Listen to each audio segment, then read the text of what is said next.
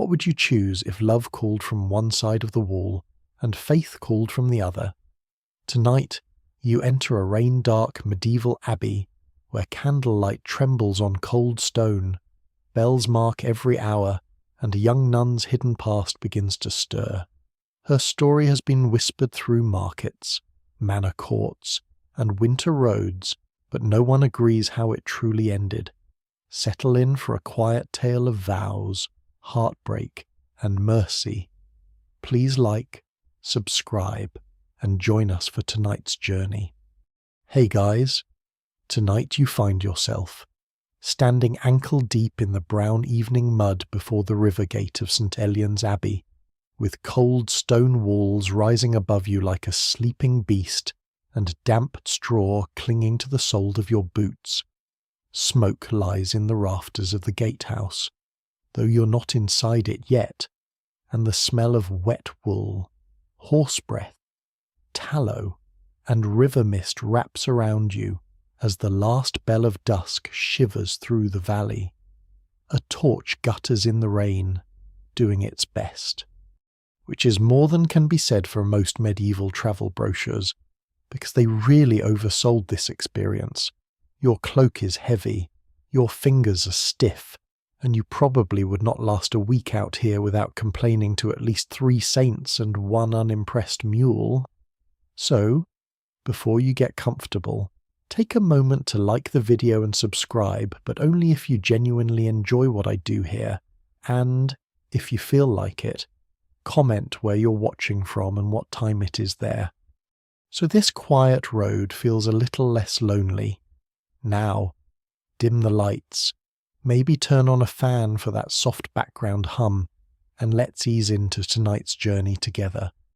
You wait beneath the outer wall while the lay brother at the wicket decides whether you are a pilgrim, a beggar, a messenger, or merely another damp burden sent to test Christian charity. The abbey crouches beside the river bend, its church tower black against a violet sky, its narrow windows glowing with small honey-coloured lights. Beyond the wall, life goes on in quiet pieces, a bucket set down on stone, a latch lifted, hens muttering into their straw, and monks murmuring the last responses of Compline. In a world where clocks are rare and costly, bells are time, and time belongs first to God, then perhaps to the abbot, and only afterward to travellers with mud inside their shoes. The road behind you has turned to black clay between leafless alders and low winter fields. A little pewter pilgrim badge knocks beneath your cloak, bought 2 towns ago from a man who swore it had touched a holy shrine, though no one can quite agree whether he had ever been within 50 miles of one. Still, you keep it. The Middle Ages teach you that certainty is a luxury, and a doubtful blessing weighs less than fear. The badge is shaped like a tiny raised hand, and on a night like this, even a tin saint with questionable paperwork feels welcome. At last, the wicket opens with a groan so theatrical the hinge seems to be auditioning for martyrdom. The lay brother peers out, narrow-eyed beneath his hood, looks at your boots, then your face, then the road behind you. You tell him you seek shelter for the night. He spits neatly into the mud, crosses himself, and mutters that river fog brings fevers, loose tongues, and spirits that pretend to be harmless travellers. Some swear that mist after sunset is the breath of souls who cannot find the churchyard gate. Others say it is simply damp air, though those people are rarely invited to tell stories by the fire. He lets you in. You duck through the low opening and enter the outer court of St. Elian's. The rain softens behind the gate. Underfoot, courtyard stones shine with puddles. To one side, the stable smells of hay, manure, leather, and the sour comfort of tired animals. A groom in a fur-lined cap leads a mule under cover, speaking to it more kindly than many lords speak to tenants. Near the bakehouse, A servant girl hurries with a basket of coarse loaves wrapped in linen. The loaves are for tomorrow. The brother says, and you believe him, because tonight's bread, like most things tonight, has already been claimed by people with better timing. He brings you beneath an arch into the guest yard, where an old stone trough catches rain from a carved spout shaped like a saint, with a surprisingly weary expression. Rushes lie in damp bundles near the threshold, ready to be spread over the floor inside, because clean floors here are often just yesterday's dirt hidden beneath newer countryside. The brother orders you to scrape your boots, and you obey, though the mud clings with the loyalty of a court poet. Then light moves along the covered walk above the cloister, small and golden, followed by a shadow. That is when you see her. Only for a breath. A nun stands by a rain-dark pillar, half hidden between cloister and guest house. Her veil is black, her wimple pale, her hands tucked into her sleeves against the cold. The beeswax candle she carries touches her face from below, enough to show weariness, youth not yet surrendered, and a stillness too careful to be peace. She looks toward the gate, or toward you, and her gaze is guarded, as if every thought in her has been locked behind an oak door with an iron key. Then another bell sounds from the church, softer than the first, and she lowers her eyes. The brother notices your pause. Sister Aveline, he says, though you have not asked. He says the name as people speak a word left too close to flame. She tends the guest candles when Sister Maud's joints trouble her. He gives you no more. Yet the silence after the name tells you there is more, because silence in an abbey can be as crowded as a market square. In a castle hall, secrets hide beneath music, dogs, and drunken laughter. Here, they hide beneath bells, folded linen, psalms, and the scratch of quills across parchment. You follow him into the guest-house passage, where smoke, wet wool, and old rushes thicken the air. A small brazier glows in the corner.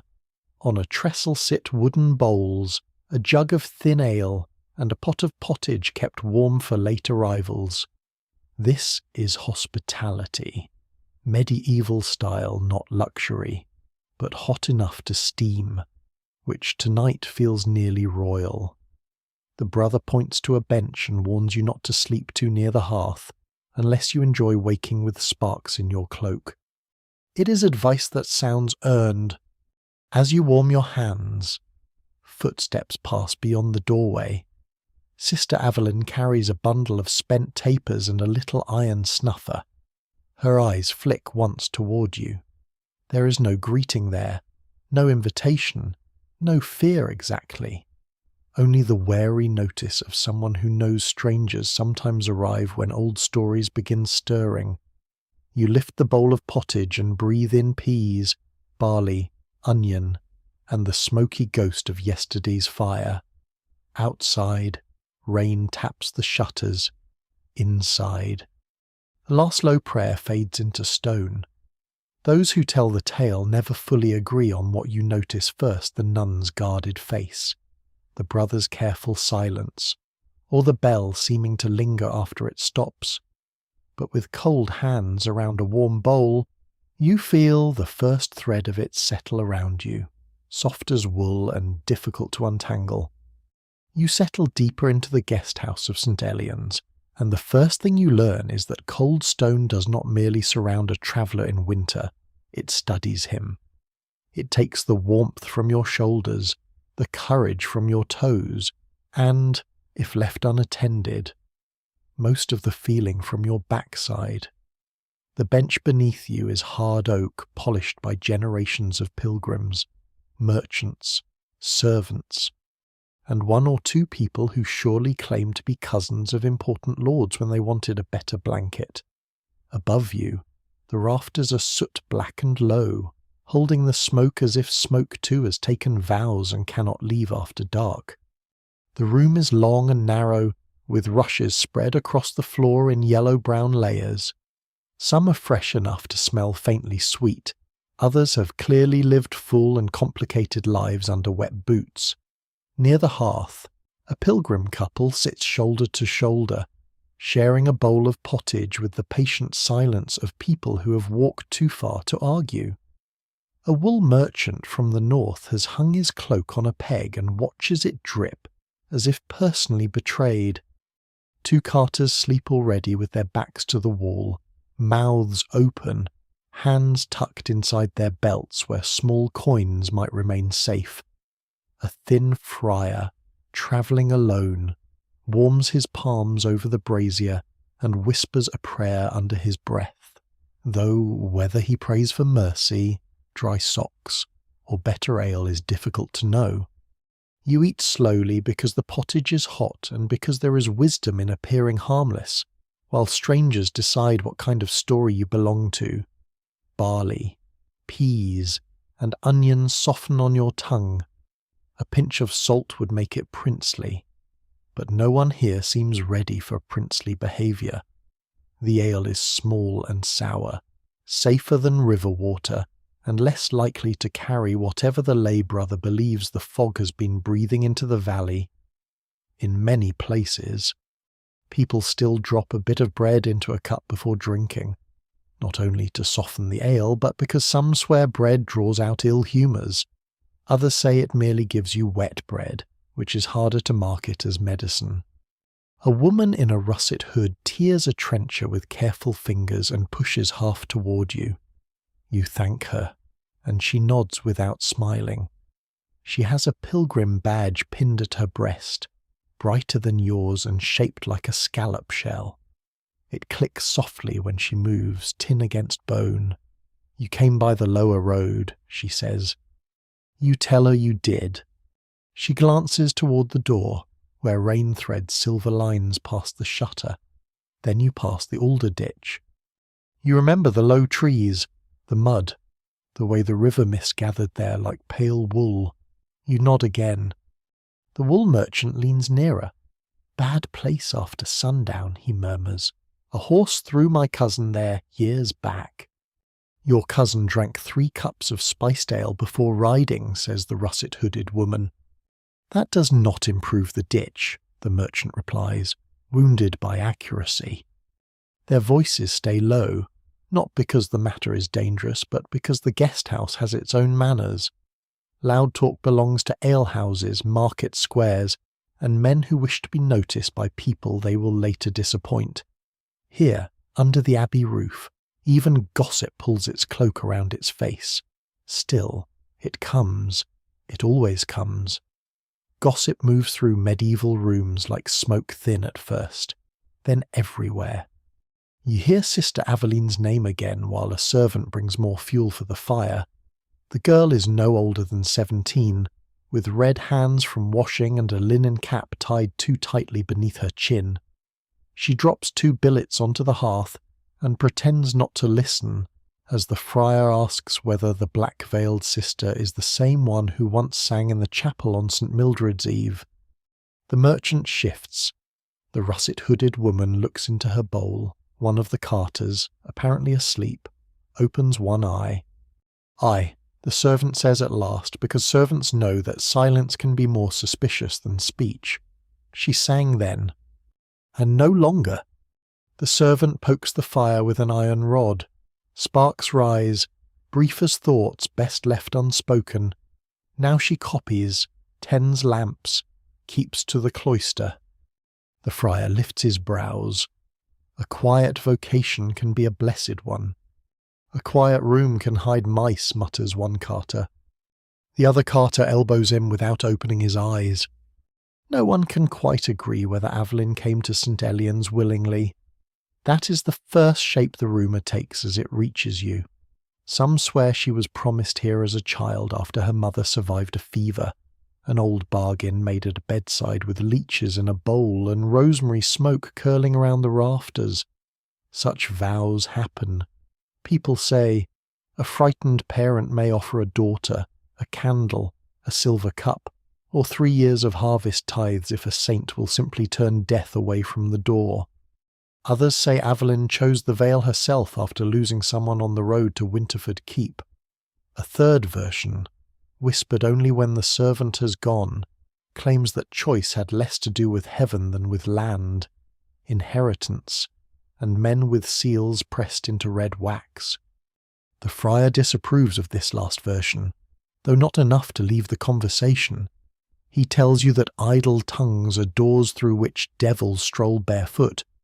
This is apparently a known risk. In some villages, old women still set an iron key under the threshold to keep wicked words from entering a house, and the merchant claims his aunt hangs rowan twigs over her dairy because envy can sour milk. You're beginning to suspect envy has been blamed for a great deal that poor storage could explain. But the night is cold, and folk wisdom has a warmer blanket than reason. The lay brother returns, the same narrow-eyed keeper from the gate. His name, you learn, is Brother Osborne. He carries a ring of iron keys at his belt, each one large enough to look important. They knock softly against his thigh as he checks the shutters, the door latch, the candle stubs, and the faces in the room. When his gaze rests on you, you lower your bowl and give him the expression of a person who has never caused trouble near any religious institution whatsoever. This expression fools no one, but it is traditional to try. Brother Osborne tells the room that the abbey bell will sound before dawn for matins, and travellers who complain may take it up with the angels. He points out the blankets folded near the wall, rough wool smelling of lanolin, smoke, and many previous opinions. He warns that no one is to wander beyond the guest passage after the night candle is snuffed. The cloister is not for guests, he says. At the word cloister, the room grows subtly still, not silent, just still. A ladle taps a bowl. Rain touches the shutter. Somewhere deeper in the abbey, a door closes with a wooden breath. You think again of Sister Aveline standing by the pillar with the beeswax candle. Her face lifted toward the gate, then lowered as if obedience has weight. Later, when the bowls are cleared and the rushes are stirred to make a place for sleeping, you lie beneath a wool blanket near the wall. The stone presses cold against your shoulder. The half-burned candle near the door gutters low, its flame bending each time wind finds a crack. Around you, the guest house settles into small human sounds, a cough, a sigh, the merchant turning in his cloak, the friar whispering one last prayer. You close your eyes, but the abbey does not sleep all at once. It ticks and creaks and breathes around you, full of locked rooms, folded habits, old promises, and one nun whose silence seems heavier than vows. The abbey bell finds you before dawn, not gently, but with the calm cruelty of something made of bronze and certainty.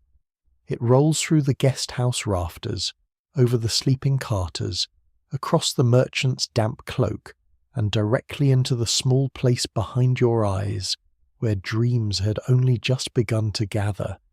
You open them to darkness, smoke, and the orange bead of the half-burned candle near the door. Around you, travellers stir under rough wool blankets, each one discovering again that medieval hospitality is holy, necessary, and not especially padded. Brother Osborne moves through the room with a covered lantern, tapping one sleeper's boot with the end of his staff. Matins, he says, as if this explains everything. Perhaps it does. In St. Elian's, bells speak and bodies obey. The friar rises at once, rubbing his face. The wool merchant groans quietly into his sleeve with the dignity of a man being martyred by punctuality. You sit up, your shoulder stiff from the wall, your cloak smelling of wet wool and smoke. Your boots still holding yesterday's mud in their seams as faithfully as monks hold office. Outside the shutters, the world has not yet become morning, It is a thick blue-black hour, when the river mist presses close to the walls and even the hens refuse to believe in daylight. You follow the others into the passage because movement is warmer than dignity. A servant has already come with a wooden bucket of water and a bundle of fresh rushes. She scatters the rushes over the worst of the old floor with quick, practised motions, then sprinkles a little dried lavender and meadowsweet near the threshold. Some swear such herbs sweeten the air and keep fleas from growing bold. Others say fleas respect no flower known to Christendom, which, after one night in a guest-house blanket, seems a view worth considering. The monks' chanting begins beyond the stone of the church, low and steady, like water under ice. You're not taken into the choir, of course. Guests may pray from the side, if allowed, but most of the abbey's inner life remains behind doors that close softly and with meaning.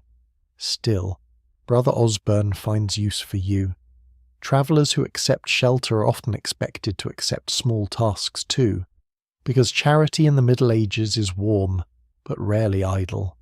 He gives you 2 spent candle ends, a shallow tray, and a look that suggests dropping either would disappoint several saints.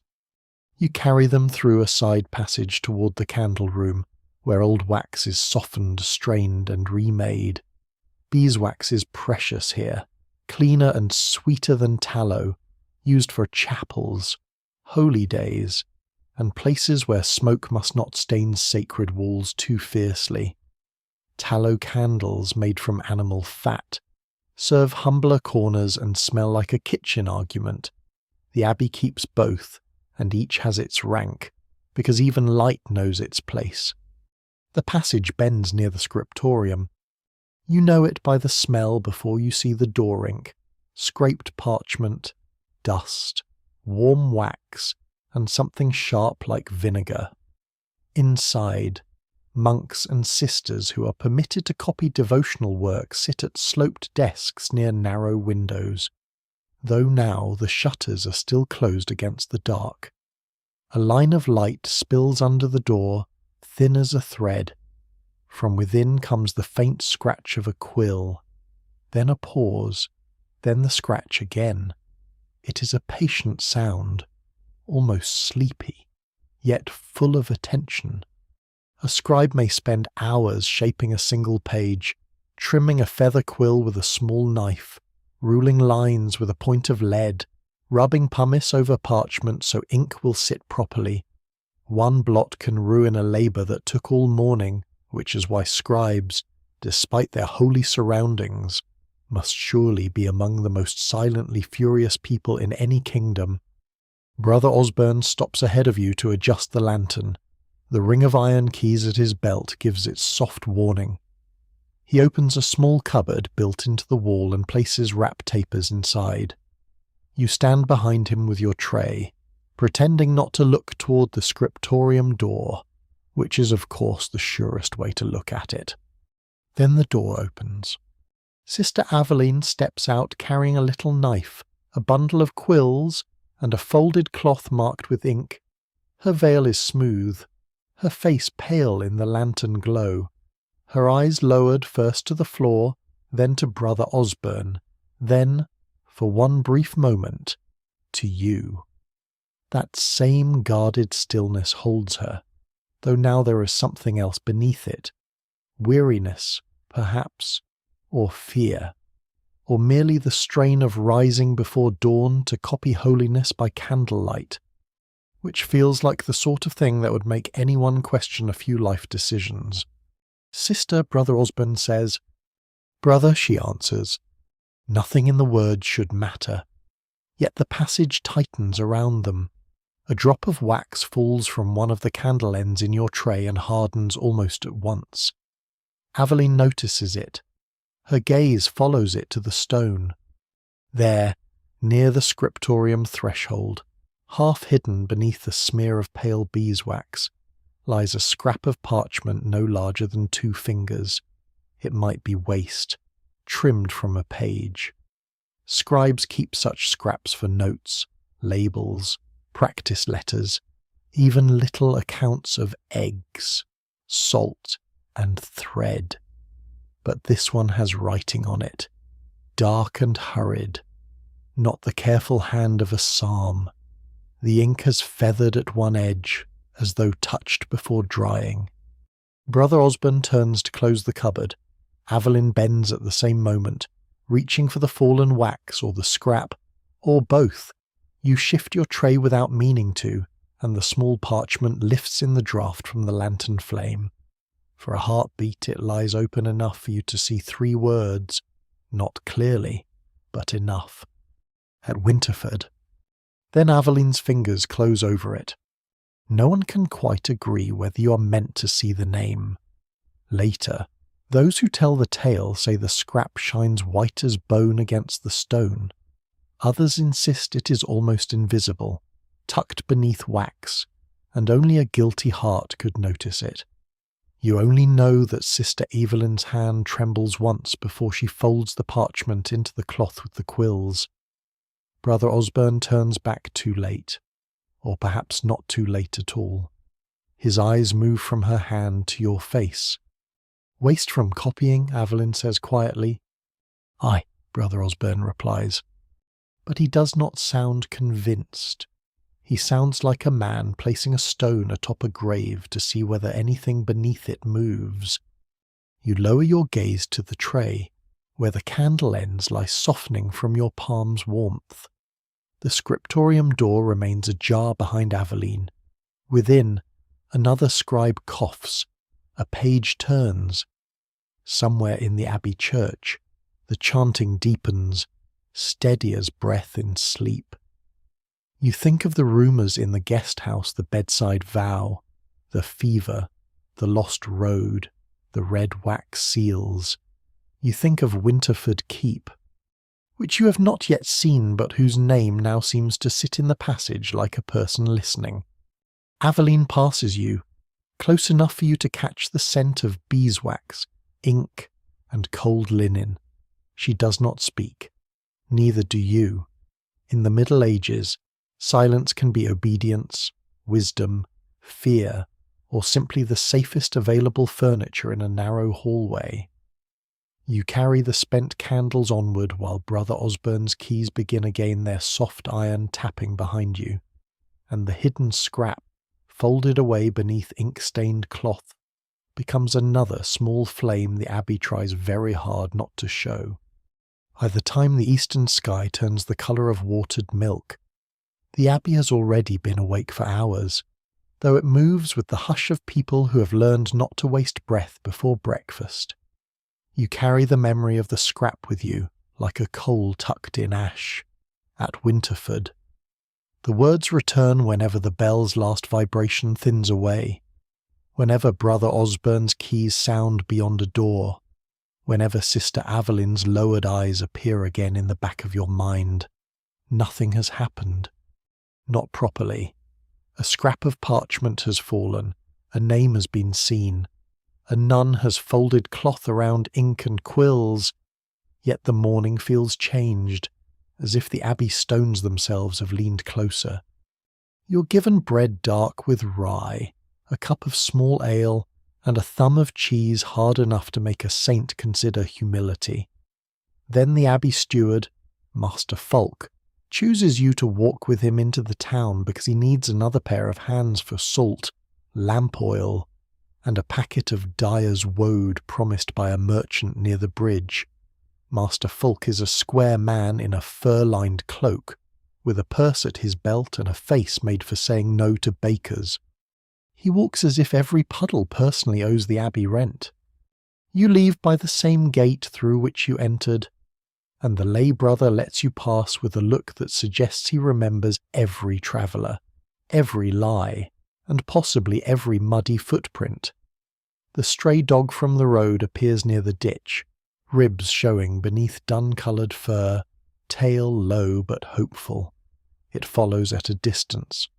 Master Fulk clicks his tongue. Do not feed it, he says. You ask why? Because then it will follow. It is hard to argue with a prophecy already fulfilling itself. The road into town runs along the river, past pollarded willows and strips of frostbright field. Women bend near the bank, rinsing linen in water cold enough to punish the hands. A boy drives geese with a stick, failing in several directions at once. Smoke rises from cottages roofed in thatch, and near a roadside cross someone has tied a scrap of red cloth for healing. Some swear that cloth left at a holy sign can draw sickness from the body, especially fever, aching joints, and stubborn fear.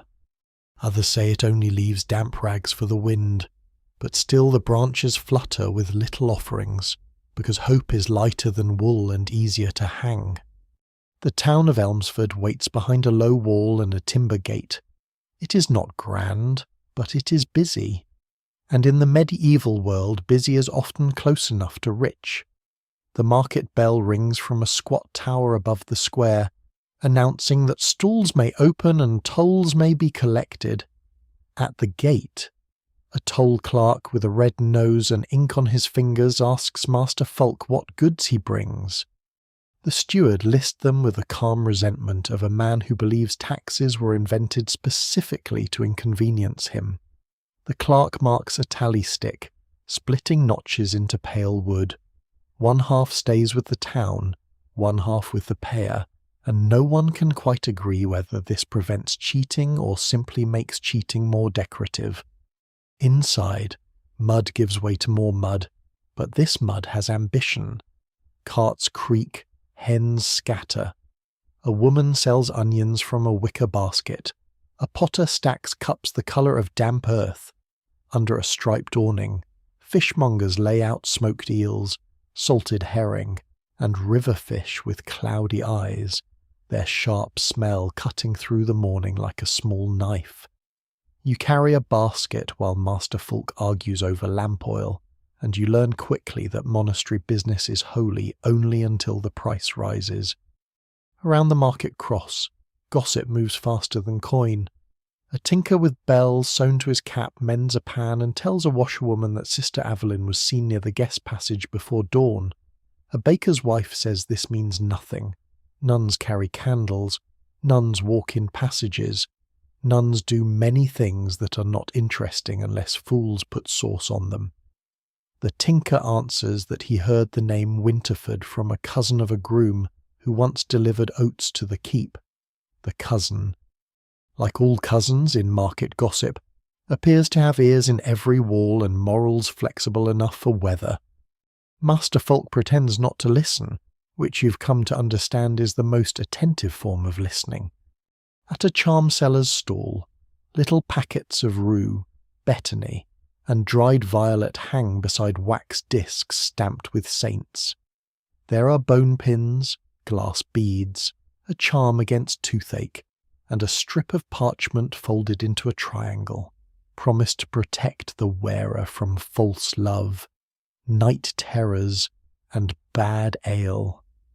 The last claim seems ambitious. A young maid buys a sprig of rosemary for remembrance and hides it in her sleeve. The charm seller tells her that if she sleeps with it beneath her pillow, she may dream of the face meant for her. No one can quite agree whether such dreams are sent by saints, spirits, or a stomach unsettled by onions, but the maid pays anyway. Near the smoked fish, two old men argue about vows. One says a vow made before God is stronger than iron, stronger than blood, stronger than a lord's command. The other says iron rusts, blood cools, and lords die, but hunger and loneliness wake every morning.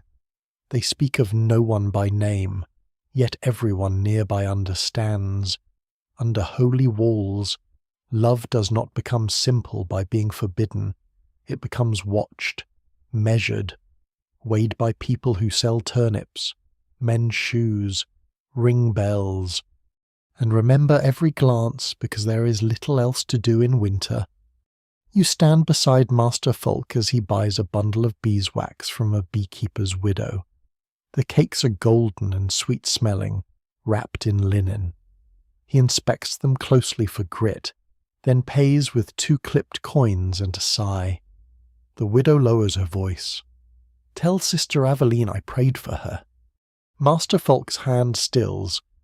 The market seems to continue around you, but softly, as if heard through cloth. A cartwheel hits a stone. The dog noses beneath a stall. Somewhere a child laughs, then is hushed. "She needs no market prayers," the steward says. The widow looks at him with tired eyes. Most people need the prayers they are denied. It is not a safe sentence, not in a town where the abbey owns fields, mills, and more secrets than candles. Master Falk tucks the beeswax into your basket and turns away without answering. You follow him through the square, past smoked fish, wet straw, toll boards, charms, and red hands lifted over little fires. Behind you, the market bell rings again. Ahead, the abbey waits in its river mist, all stone, vow, and silence. And as the dog pads after you through the mud, you understand that Sister Aveline's story has already left the cloister. It walks in the market now, hidden under hoods, traded with onions, wrapped in wax, and carried back towards St. Elian's before noon. You return from Elmsford with the abbey basket heavier than before, full of beeswax, lamp oil, salt, and market words that no one has asked you to carry, though words are always light until they begin to press. The dog follows all the way to St. Elian's gate, devoted to being unwanted. Master Fulk hands off the goods, counts the wax twice, and then discovers that a small packet sealed with the abbey mark must go onward to Winterford Keep. This apparently is where your usefulness continues. The packet is wrapped in linen, tied with cord, and pressed with a thumb of red wax bearing St. Elian's crooked little cross. Master Fulk says only that it is for the chaplain at Winterford. He does not mention Sir Rowan. No one mentions Sir Rowan unless necessary. By now, that omission feels less like caution and more like a bell rung very softly. You tuck the packet inside your cloak and walk beside a spare pony toward the ridge road, with the dog keeping pace behind you like a guilty thought. The road climbs out of the river hollow and into open fields striped with frost. Crows step through the stubble with the solemn importance of black-robed judges. A peasant boy drives 2 oxen toward a byre, their breath smoking in the air. At a hedge gap, an old woman hangs a horseshoe above a gate, open end upward to catch good fortune and keep witches from troubling the milk. Some swear iron bites unseen spirits. Others say it merely discourages thieves with tender hands. Either way. The old woman taps the shoe 3 times. Winterford Keep appears near dusk, not grand like the castles sung about by minstrels, but stern, useful, and wet. It stands on a low rise above the road, with a square tower, a timber palisade, and a gatehouse patched where weather and older quarrels have left their marks. Torches burn in iron brackets, their smoke flattened by the wind. Beyond the ditch, men move between stable and hall, carrying sacks, spear shafts, firewood, and one protesting goose. The goose seems to consider itself the wronged party in all human history. At the gate, the guard takes your name, your purpose, and your packet. He wears a padded jack beneath a rough cloak with a spear set across his shoulder. A little bone charm hangs from his belt, carved like a hand with 2 fingers raised. He says it helps against fever carried by wounded men. No one can quite agree whether such charms help the body, the courage, or only the carver's purse. But in a place where wounds linger through winter, no one laughs at them. You're brought through the yard while the evening thickens. The keep smells different from the abbey. St. Elian's carries wax, damp stone, ink, and boiled peas. Winterford carries horse sweat, iron, smoke, old rushes, wet leather, roasting meat, and the sour bite of ale spilled into straw. In the yard, a farrier lifts a hoof near a lantern.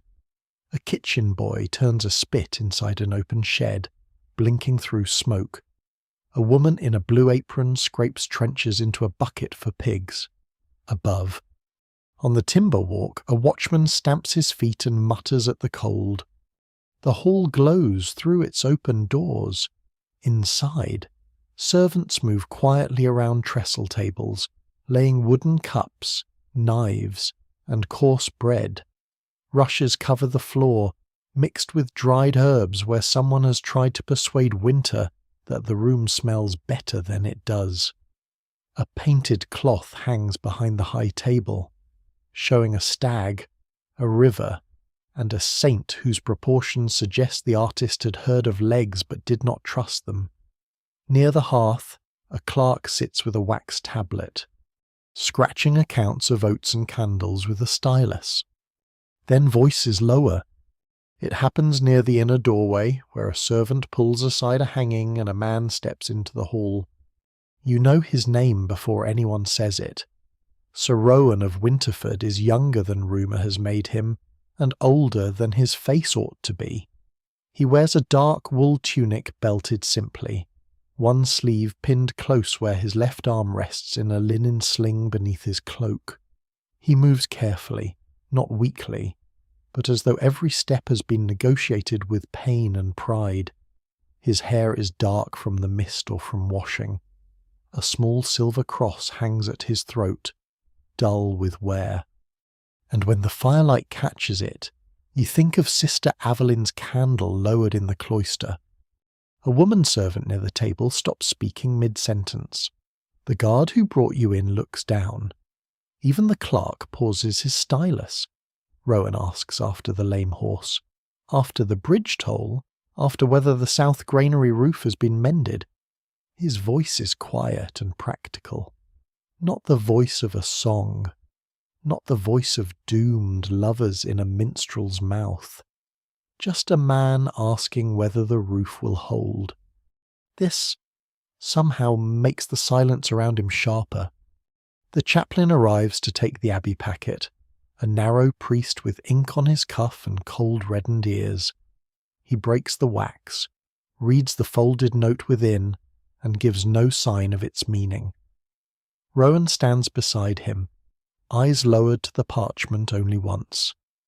You cannot read it from where you wait near the wall. You see only his good hand close slowly at his side, then open again. Some swear that Sir Rowan was wounded defending the Abbey Road from raiders. Others claim he fell in a quarrel over a marriage contract, the sort of rumour people repeat with regret while leaning closer. There is another version, softer and less safe. That says he took the hurt on a night when Sister Aveline had not yet taken final vows, and Winterford's chapel bell rang long after dark. Even now, it is hard to tell whether these tales are memory, invention, or the valley's way of stitching together what it cannot leave torn. You are given a cup of ale while the chaplain prepares a reply.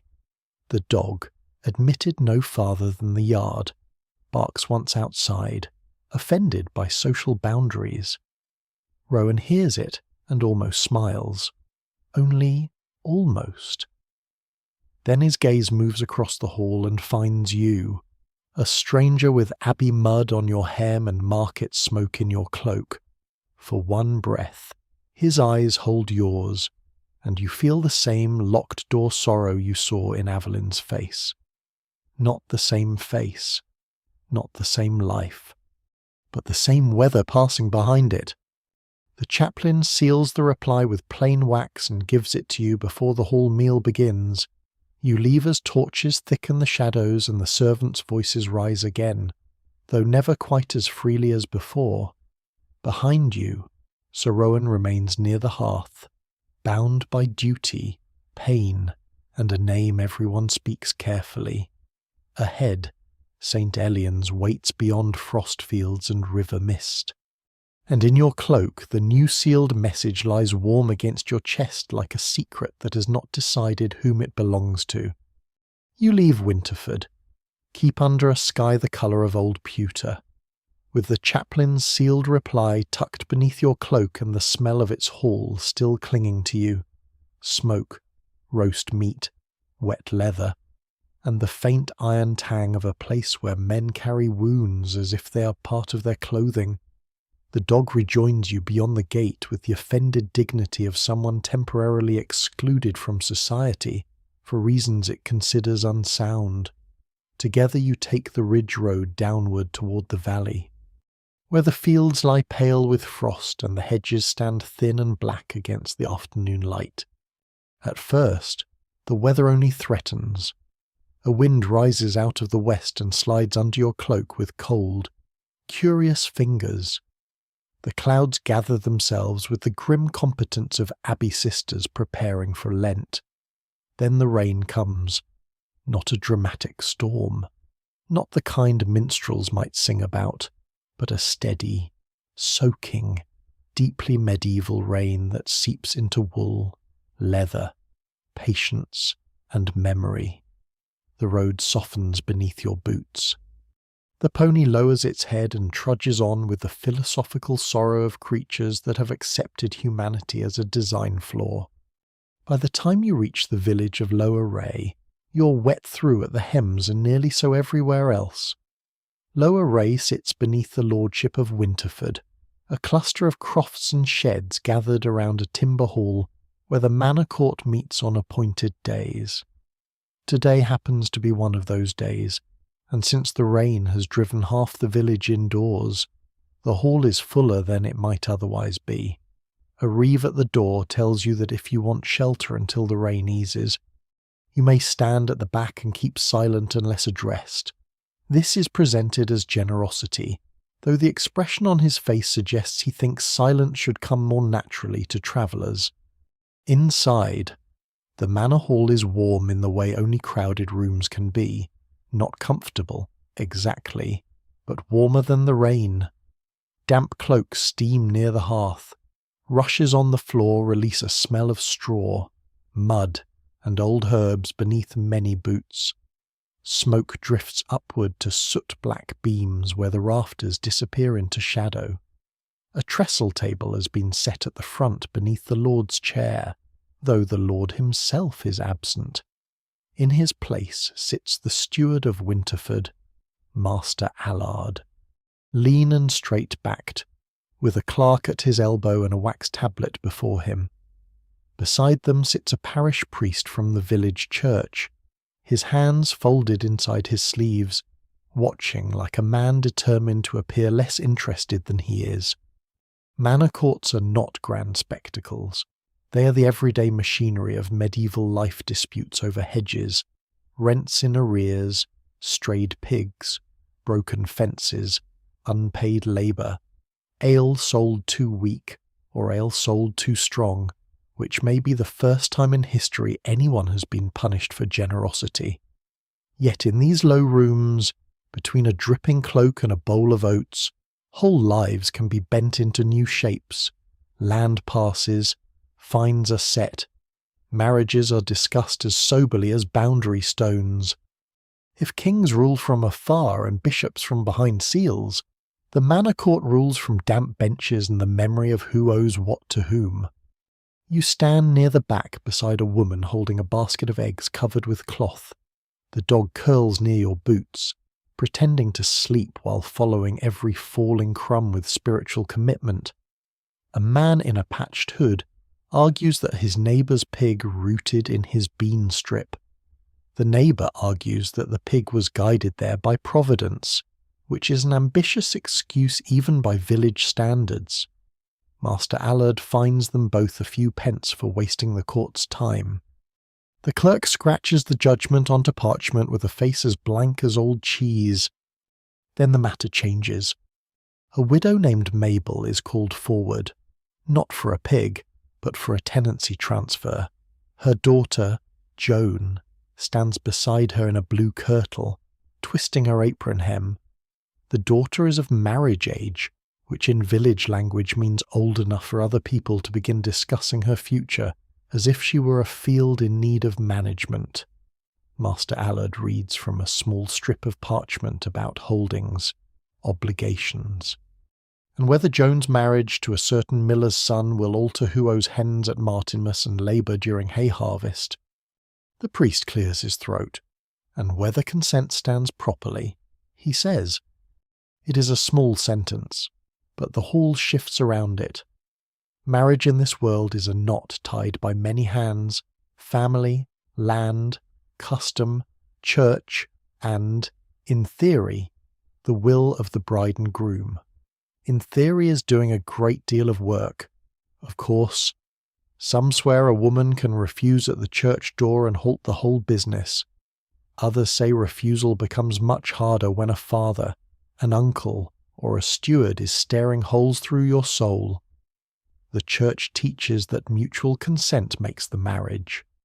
The village often teaches that mutual consent is easiest when everyone has agreed for you in advance. The widow Mabel says Joan does consent. Joan, pink-cheeked and staring at the rushes, says she does. The priest asks again. Joan says yes once more, only fainter. No one can quite agree whether such faintness is maiden modesty, fear, or simply the natural effect of being questioned about your future in a room that smells of wet wool and onions. The woman with the egg basket beside you mutters that girls speak more plainly when not surrounded by men with tally sticks. You're beginning to think this is wisdom worthy of carving over the hall door. Master Allard nods and moves to the matter of dowry goods a chest, 2 wool blankets, 1 iron pot, and the promise of a milk cow come spring. Then, perhaps because the rain keeps everyone penned in, or because Winterford's name has already been warmed by gossip, the priest remarks that holy consent must never be compelled. The church has long memory in such things. He says, better a delayed wedding than a cursed household. At this, an old villager near the hearth grunts. Tell that to St. Elian's.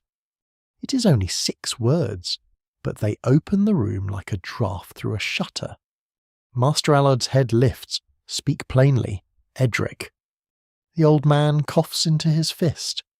Only that not all women get asked so often.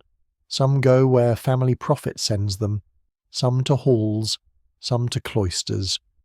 Rain taps the roof. A child is hushed somewhere near the wall. The clerk's quill pauses. The priest answers carefully. Vows to religion are solemn. Aye, Edric says, and so are bargains. You feel the sealed letter against your chest. The dog raises its head. In the charged quiet, the woman with the egg basket leans the smallest bit toward you and whispers from the corner of her mouth, "He means the Abbey sister." You do not pretend not to understand. She keeps whispering. Before the veil, Aveline of St. Elian's was kin through her mother to a small freeholding near here. Not much land, but enough to matter if joined right. There was talk of match and property her side, Winterford's side, all threaded together. She shifts her basket. Then fever took her mother. Her father needed favour. The Abbey gained a promised novice. Winterford lost something, depending on who tells it. Sir Rowan, you murmur. The woman's brows lift. Those who tell the tale never fully agree. Some say the knight and the girl were promised in all but church words. Some say there was only affection and too much imagination. Some say the Abbey protected her. Some say it swallowed her. She sniffs. Most truths in a valley like this wear 3 cloaks at once. At the front, Master Allard has already returned the court to safer matters hens, boundaries, rent in oats, but the room no longer hears them plainly. Old laws sit heavier now. Marriage bargains, land customs, and church authority press against one another like damp wool on cold skin. What happened to Aveline has not been spoken openly, and yet it fills the hall as thoroughly as smoke. When the rain finally lessens and people begin gathering their cloaks, you step back into the grey afternoon carrying more than a message for the Abbey. You carry the first true shape of her hidden past, not a full confession, not even a certainty, but the knowledge that vows, property, and love may once have stood too close together, and that the valley has been quietly arranging their collision ever since. You return towards St. Elian's by the river road with Lower Ray behind you, and the sealed reply from Winterford tucked beneath your cloak. The rain has thinned to silver mist, and the world smells of soaked earth, hoof prints, and wood smoke pressed low beneath clouds. Your boots make patient sounds in the mud. The dog trots beside you as if promoted from nuisance to companion, though no ceremony has been held, unless one counts the sharing of a crust near the manor ditch, which the dog certainly does. By late afternoon, the abbey bell calls across the water, not the great voice of feast or mourning, but a smaller bell from the outer yard. Pilgrims gather near the gate, russet and grey hoods, rain-dark staffs, tin badges, tied food bundles, and one old man with a wooden leg helped by his grandson. Brother Osborne stands among them with keys at his belt and suspicion arranged neatly on his face. It is the eve of St. Mildred's winter remembrance, you learn, and a group from the abbey will walk to her roadside shrine before nightfall. The shrine stands beyond the lower ford, where an old hawthorn grows beside a spring. The water there is said to ease fevers, troubled eyes, and hearts made restless by unwise longing. This last cure sounds less like medicine and more like wishful thinking with moss around it. But the pilgrims nod gravely. Some swear St. Mildred once hid beneath that hawthorn from a lord who would have forced her into marriage. Others say the story belongs to another saint, or to a village girl whose name was lost when people decided holiness made a better tale. You have barely handed the sealed reply to Master Fulk before you're folded into the walking party, because steady hands are useful where old steps and holy expectations meet. A lay sister gives you a small basket of candles wrapped in linen. Do not let them fall in the mud, she says. It is advice so obvious it feels almost ceremonial. Then Sister Aveline appears beneath the arch with 2 other nuns. Her veil is drawn close against the damp, her hands hidden in her sleeves.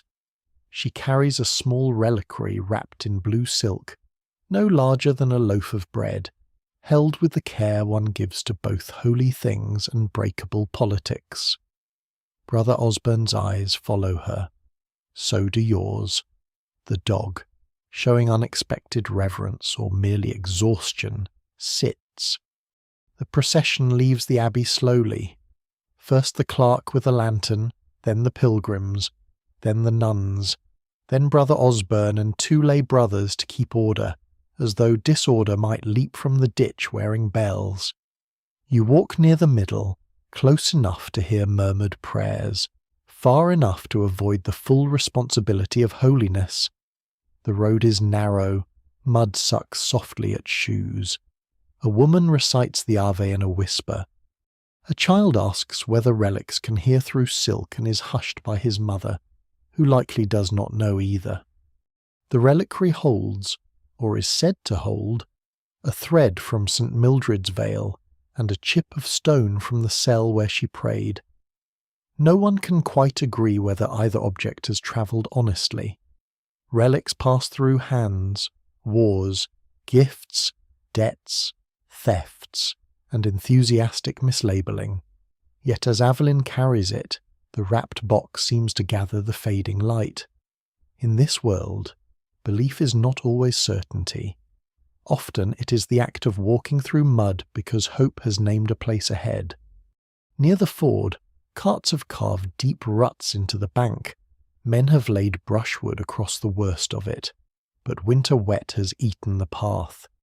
The old man with the wooden leg falters. You step forward with another pilgrim to steady him, and in the delay the procession gathers close. Brother Osborne mutters that haste is not required when one is walking toward grace, though his tone suggests grace would do well to keep to schedule. Then hoofbeats sound from the opposite road. A small party from Winterford approaches the ford, 2 mounted men, a servant leading a pack horse, and Sir Rowan on a dark gelding, cloaked against the damp. He rides carefully, his injured arm bound beneath his mantle. The chaplain from the keep comes beside him, lips moving in prayer or cold complaint. For a moment, the 2 parties face one another across the muddy crossing. Abbey and keep, veil and sword, lantern and bridle, each pretending this is an ordinary meeting on a public road.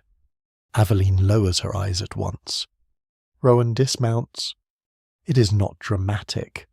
He swings down with care, jaw tightening as pain passes through him. His servant reaches to help, but Rowan waves him off. The movement brings him nearer to the pilgrims, nearer to the blue-wrapped reliquary, nearer to Aveline standing beside the hawthorn path. The air becomes so still you hear water slipping round stones in the ford. St. Mildred's blessing, the chaplain says to Brother Osborne. "And peace on Winterford," Osborne answers. The words are proper, the faces are not. Rowan kneels with the others when the reliquary is lifted. Aveline's hands tighten beneath the blue silk. You see it because you are close enough now to smell damp wool, horse leather, and beeswax from the candles in your basket. The clerk chants a short prayer. Pilgrims bow their heads. Someone ties a white thread to the hawthorn for healing. Some swear that if the thread rots away before spring, the sickness leaves with it. Others say winter weather rots everything eventually. Which is true but unhelpful. When the prayer ends, each pilgrim steps to the spring. They touch water to eyes, wrists, brow, or throat. Rowan rises slowly and waits his turn. Aveline turns to pass the reliquary to the older nun, and the silk slips at one corner. Not enough to reveal the object within, only enough that she must adjust it. Rowan reaches instinctively, his good hand lifting to steady the falling fold. Their fingers do not quite touch. That almost is the danger of it. Nothing happens that a court could record. No vow is broken in speech, no embrace is given. No word passes between them except breath in cold air. Yet those who tell the tale never fully agree whether a glance can be a kind of trespass. Aveline's eyes lift for less than a heartbeat. Rowan's face changes, barely, as if a door inside him opens onto a room kept dark for years. Then Brother Osborne steps closer, the keys at his belt speaking softly, and the moment folds itself away. The procession returns as twilight settles. Behind you, St. Mildred's spring darkens beneath the hawthorn, threaded with offerings that flutter in the damp. Ahead, the abbey lanterns shine through river mist. Aveline walks among the nuns. Rowan rides behind his chaplain until the roads divide, and you carry the empty candle basket with cold hands. The dog follows between the 2 parties for several confused yards, then chooses you, which may be wisdom or poor judgment. The roads divide beneath the fading sky, Winterford's riders turning toward the ridge while the abbey party returns toward the river hollow, and for several quiet minutes you hear only the wet pull of mud, the soft cough of the old pilgrim with the wooden leg, and the distant clink of Brother Osborne's keys. No one speaks of the moment at St. Mildred's Spring. That almost touch beneath the hawthorn is carried back in silence, tucked under veils and cloaks like a coal wrapped in wool.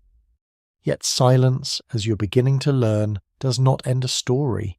It merely gives it somewhere warmer to grow. By the time the abbey towers show through mist, the pilgrims are cold enough to become practical. The older nun takes the blue-wrapped reliquary through the gate with Sister Aveline and the other sisters, while the lay brothers usher the faithful toward the guest passage. But the carters from the morning are not ready for prayer, sleep, or another bowl of pottage that tastes mostly of Christian endurance. They speak of an alehouse near the bridge, just outside the town wall, where the fire is large, the benches are questionable, and the ale is honest if not especially ambitious. The russet-hooded pilgrim woman says she will go only to warm her feet. The friar says he will accompany the party to prevent disorder. This is the sort of sentence that often arrives just before disorder orders a second jug.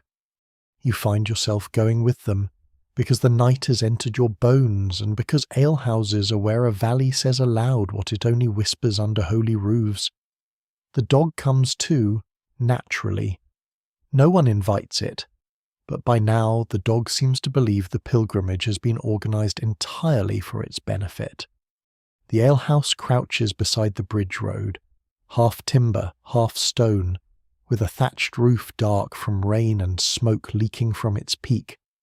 A painted board swings over the door, showing a crooked fish and a cup. Whether the place is called the Fish and Cup, the Cup and Fish, or merely that place near the bridge where Hodge waters the ale, no one can quite agree. Inside, the room is low, smoky, and almost warm. Rushes cover the floor, though here they are less devotional and more defensive. The hearth glows red beneath an iron hook where a small pot bubbles with onions and something that may once have looked confidently at a field. You duck beneath a beam and take a place near the fire. A widow in a dark green hood sits already with her spindle, twisting wool by touch while watching everyone without seeming to watch anyone. Two carters argue over dice made from bone. A cooper with sawdust on his sleeves drinks from a wooden cup. Near the wall, a man with a bandaged jaw holds a pouch of cloves against his cheek, because cloves are said to ease toothache, and because the alternative is asking the barber surgeon to pull the tooth with iron pincers, a choice that makes even bad ale seem merciful. The alewife, stout and bright-eyed, brings a jug and wooden cups. She also brings coarse bread, a heel of cheese, and a warning not to let the dog near the dripping pan. The dog hears this, studies the dripping pan, and appears to receive a calling. At first, talk stays harmless. Weather, toll roads, the price of salt, the unfairness of millers, a subject on which everyone is suddenly an expert. Then the tinker from the market arrives with wet bells on his cap and a story already halfway out of his mouth. He saw Sir Rowan at the shrine. He says, he saw Sister Aveline too. He saw the relic cloth slip. He saw hands move. You saw fog and your own supper rising, the widow says. I saw enough, says the tinker. The friar sets down his cup. Then you saw a knight honour a relic. Aye, says one carter, and a nun honour the floor with her eyes.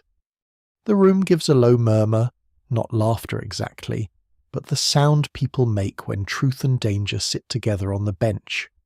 You warm your hands around your cup and say nothing. The ale tastes smoky, thin, and faintly sour, but it is wet, and in the Middle Ages that already places it among the evening's blessings. Soon the room divides itself, gently but firmly, into those who think Aveline and Rowan's bond is sin, those who think it is sorrow, and those who suspect the difference may be more comfortable for priests than for people. The friar speaks first for order. A vow, he says, once freely made, sets the soul upon a path. A woman enclosed in religious life belongs to God, not to family bargaining, not to old desire, not to some wounded man at a muddy ford. He says it quietly, without cruelty. And because he says it without cruelty, it is harder to dismiss.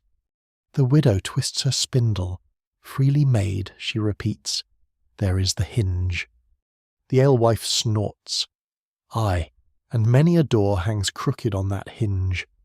Some swear Aveline chose the veil with clear mind and steady heart after her mother's fever.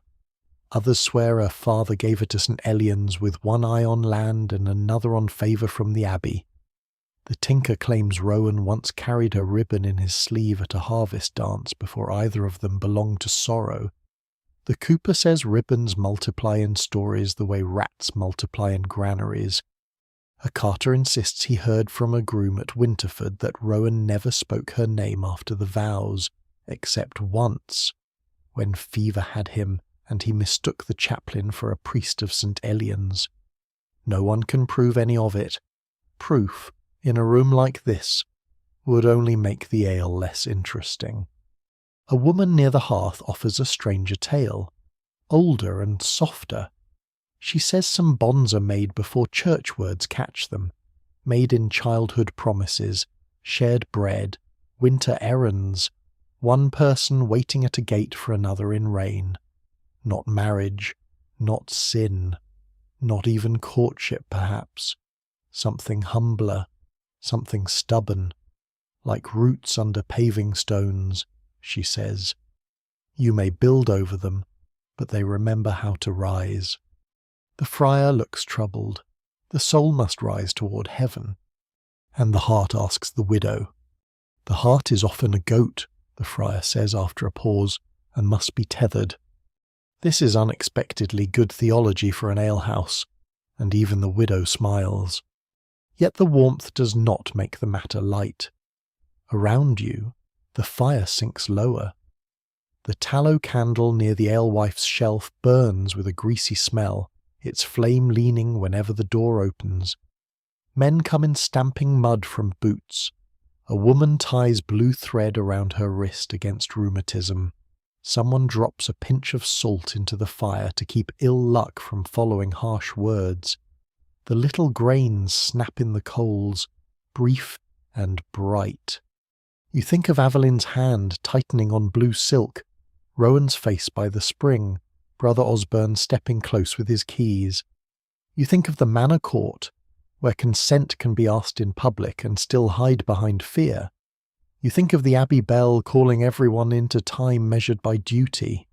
Even now, it is hard to tell whether the valley judges Aveline because she loved, because she was loved, or because her silence makes every listener hear their own wound inside it. When at last you leave the alehouse, the rain has stopped.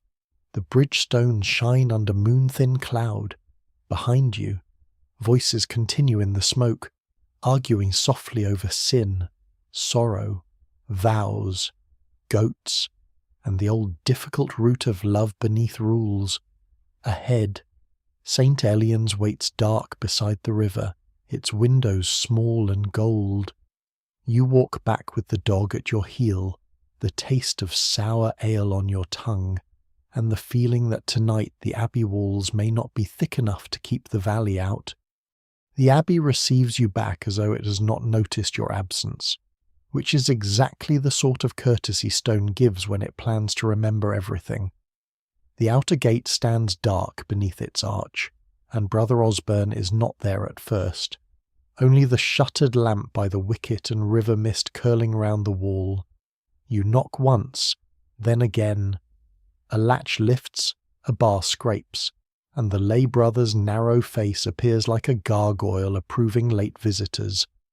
He says nothing about the alehouse. This is worse than if he did. You step inside with the dog attempting to follow. Osborne lowers his gaze. No dogs in the guest house. A stable boy tosses stale bread toward the yard. Brother Osborne closes the gate behind you. His iron keys knock once against the wood. A little sound that has begun to feel like punctuation in a language of locked things. The guest house is mostly asleep. Bodies lie under wool blankets along the walls, each with its own small weather of breath. The wool merchant snores as if sawing planks for a modest chapel. The friar murmurs in dreams. Near the door, a half-burned candle leans at a defeated angle, as if all candles at St. Elian's eventually learn humility. You lie down, but sleep does not gather. Ale warmth fades. Cold Stone returns. The talk from the bridge alehouse turns in your mind vows freely made. Roots beneath paving stones. Outside, Rainwater drips from the eaves into a barrel. Somewhere, a bell will soon divide the night again, but not yet. After a while, you rise because your throat is dry and your thoughts have become too loud. You take a wooden cup from beside the water bucket. A cloth covers it to keep out dust, mice, and less official visitors. Some houses place a silver coin in stored water to sweeten and protect it. Others say it only gives rich people something to do with their anxiety. St. Elian's uses a cloth, which feels honest. You drink, and then you hear it. The scratch of a quill, not loud, barely more than a mouse with purpose. It comes from beyond the guest passage, past the turn Brother Osborne warned travellers not to take. You stand with the cup in your hand, listening, scratch, pause, scratch, then the faint scrape of a chair leg against stone. You should return to your blanket. This is plain. Yet the sound of the quill draws you with its dry patience. You set down the cup and move along the passage, stepping where rushes lie thickest. The air smells of wax, damp mortar, and banked hearth smoke. The scriptorium door is not closed. A wedge of gold lies across the floor. You approach only near enough to see through the gap, telling yourself this is not spying, merely a traveller becoming briefly mislaid. This is not convincing, but it is quiet. Inside, Sister Aveline sits alone at a sloped desk beneath a shuttered window. 2 beeswax candles burn steady before her. A sheet of parchment lies under her left hand, held flat with smooth stones. Beside it are a knife, a horn of ink, a little dish of sand for drying, and quills trimmed to fine points. Shelves hold leather-wrapped bundles, wax tablets, and small pots of pigment. Even in darkness, everything has its place. She is copying a psalm. Letter by letter, she lays down black ink, not hurried but not calm either. Her hand trembles every few strokes. When it does, she stops, breathes, presses the heel of her palm lightly to the table, then begins again. The tremor is small enough that a careless eye might miss it. But after seeing her at the gate, in the passage, and at St. Mildred's Spring, you are no longer careless. No one can quite agree whether she copies as penance, obedience, or refuge. Some swear the abbot gives troubled souls long pages to tame them, as if sorrow can be ruled in straight lines. Others say Aveline asks for night work because night is the only hour when the abbey stops watching with so many eyes. She reaches the end of a line and lifts the quill. A dark bead gathers at the nib. She should touch it to the horn's edge. Instead, her gaze moves to something on the desk above the parchment. You lean without meaning to. There, half hidden beneath a scrap of clean cloth, lies a small strip of blue ribbon. It is faded nearly grey at the edges, not fine enough for courtly splendour, the sort a young woman might tie at her sleeve, or a young man might keep if he were foolish, hopeful, or both. Aveline looks at it once. Her mouth softens, then tightens. The quill lowers, and the ink bead falls. It lands on the psalm like a black seed. Aveline freezes. Then she takes the little knife and scrapes at the blot, shaving the parchment, trying to lift darkness without tearing the skin. This is a daily life miracle of scribes' mistakes are not always erased, only thinned and disguised until a page can pretend it has never trembled. She scrapes and sands, but a shadow remains. A floorboard creaks behind you. Brother Osborne stands at the corner with his lantern half covered, keys still against his side. He does not shout. He does not need to. His silence arrives fully armed. Lost, he asks softly. The answer, unfortunately, is yes in several directions. Before you speak, Aveline looks up. She sees Brother Osborne. She sees you. she sees perhaps that you have seen the tremor, the ribbon, the scraped blot. For one moment, the guarded door behind her eyes opens not to confession, not to explanation, but to a grief so tired it no longer asks to be believed. "I asked for more sand," she says. Brother Osborne's eyes remain on you. "Did you?" "Yes," Aveline says, her voice steady now, steadier than her hand. The ink runs in this damp. The lie is small, practical, and merciful. Osborne lets the silence sit until it grows heavy, then gives you a covered dish from a wall shelf. "Take it to Sister Aveline," he says. You carry the sand into the scriptorium. The room is warmer than the passage, and the candles smell sweet, almost like summer hidden in wax. Up close, the scraped blot is still visible, a bruised place among careful letters. Aveline takes the dish without touching your hand. "Thank you," she says. You answer softly and nothing more. As you leave, the blue ribbon remains beneath the cloth. The quill begins again behind you, slower now. Scratch, pause, scratch. Brother Osborne walks you back toward the guest house without a word, his keys tapping at his belt. Long after you lie down, you still see Aveline's trembling hand and the dark seed of ink on holy words. It proves no sin, breaks no vow aloud, yet it tells you more than any confession could within St. Elian's, beneath obedience, candle wax, and copied psalms. Love has not died. It has only learned to write very carefully. Morning comes pale and brittle, with frost silvering the abbey roofs and the river mist lying low in the hollow like wool shaken from an old cloak.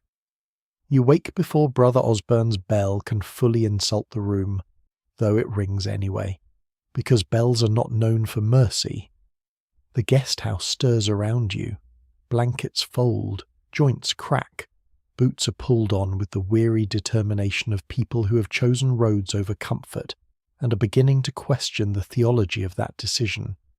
Your thoughts return at once to the scriptorium, Sister Aveline's trembling hand, the blue ribbon half hidden beneath cloth, the blot scraped thin from the psalm but not quite gone. In daylight, such things should feel less powerful. They do not.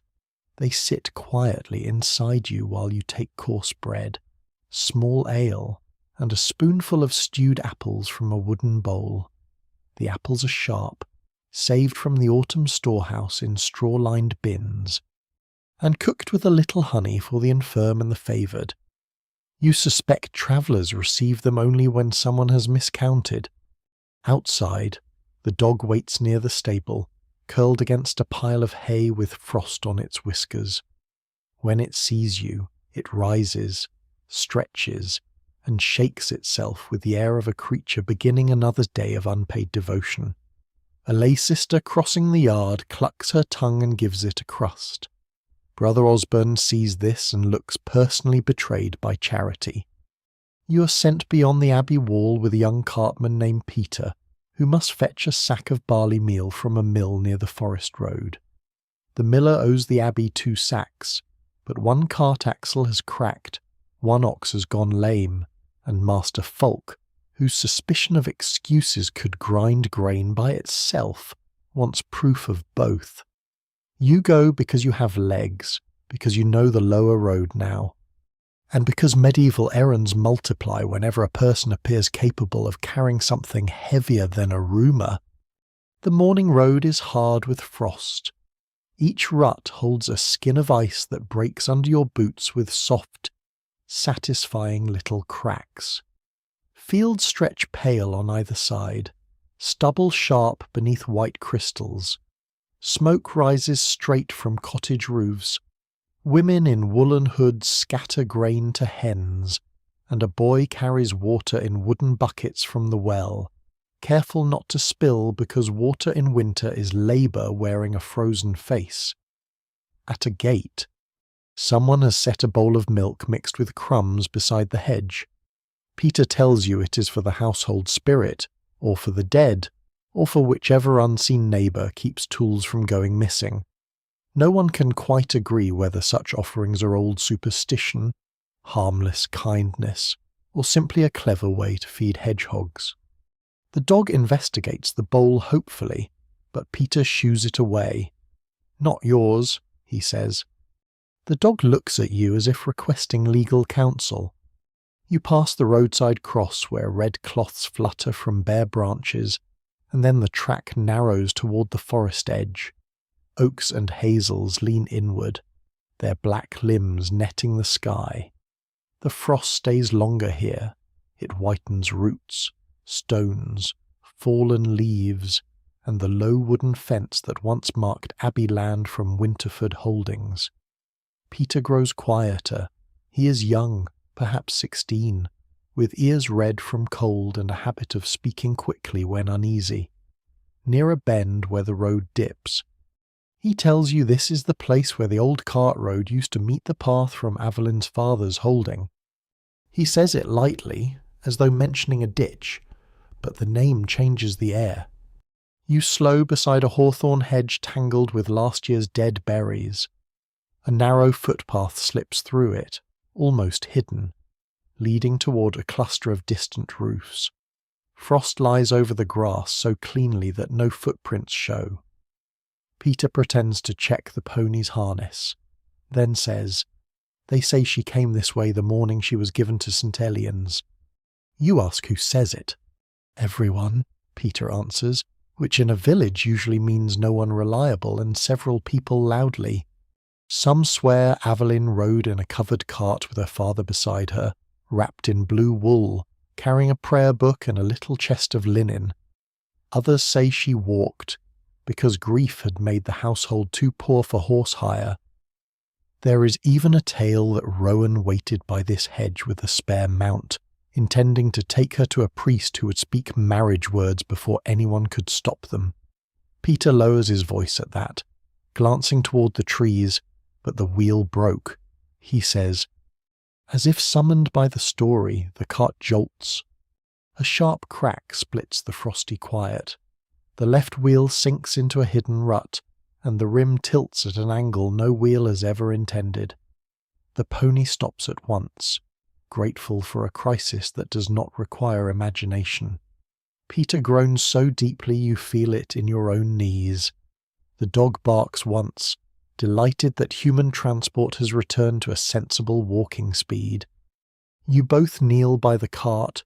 The wheel pin has slipped, and one wooden spoke is cracked near the hub. Not ruined, perhaps, but unwilling.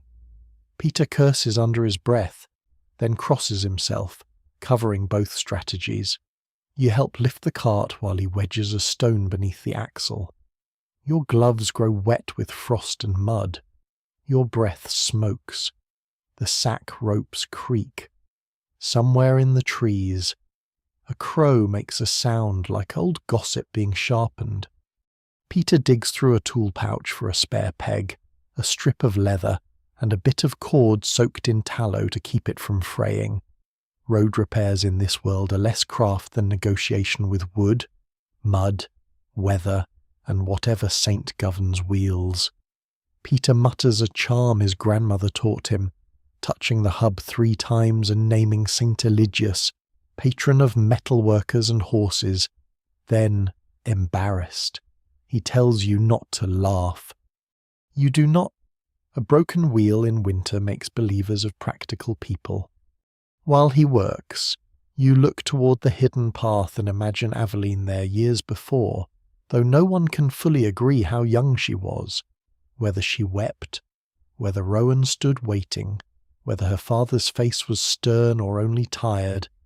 A choice may have happened here, or a choice may have been taken from her. Or perhaps nothing happened but a cartwheel breaking on a bad road, and the valley, needing shape for sorrow, made the place holy in its own wounded way.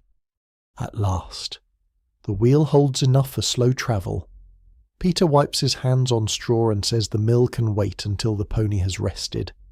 You turn back toward the abbey by the safer track, walking carefully beside the limping cart. The dog trots ahead, tail lifted, clearly pleased to have supervised. Frost begins to melt where sunlight reaches the road, and mud returns beneath the ice. Behind you, the forest bend settles again into quiet, keeping its old uncertainty beneath hawthorn and root. Ahead, St. Elian's bell waits to gather you back, and with every slow turn of the mended wheel, you hear how easily a life can change at a roadside, not with thunder, but with one crack of wood in the cold.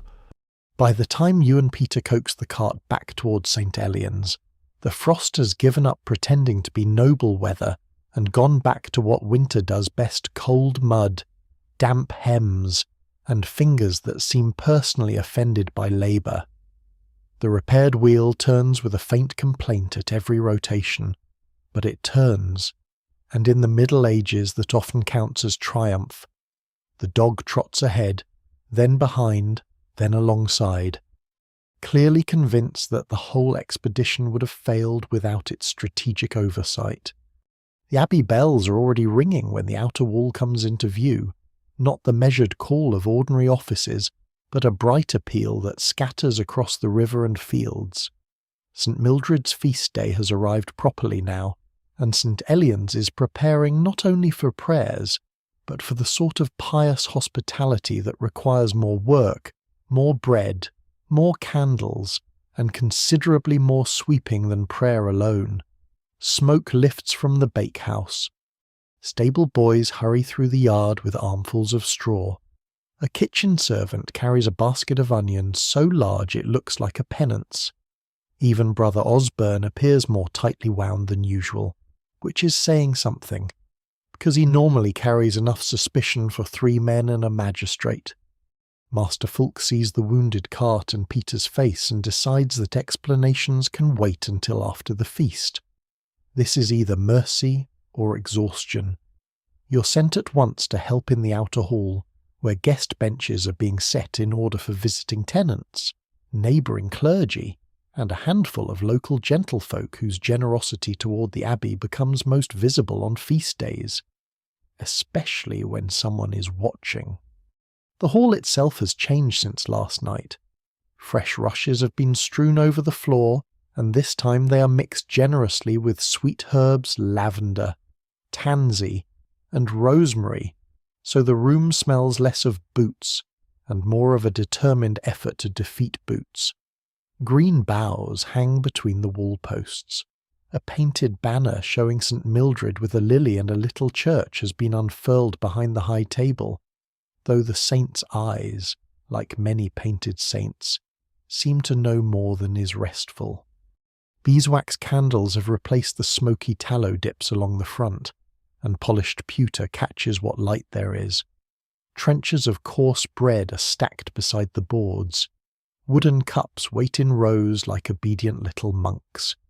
In the buttery passage, women slice cheese and set out smoked fish, trenchers, and little bowls of mustard. A cauldron of pottage thick with barley and leek simmers by the kitchen hearth, while farther in, 2 cooks fuss over a roast pike dressed with herbs and browned onions. The kind of dish meant to remind guests that fasting days may humble the flesh, but they need not insult it.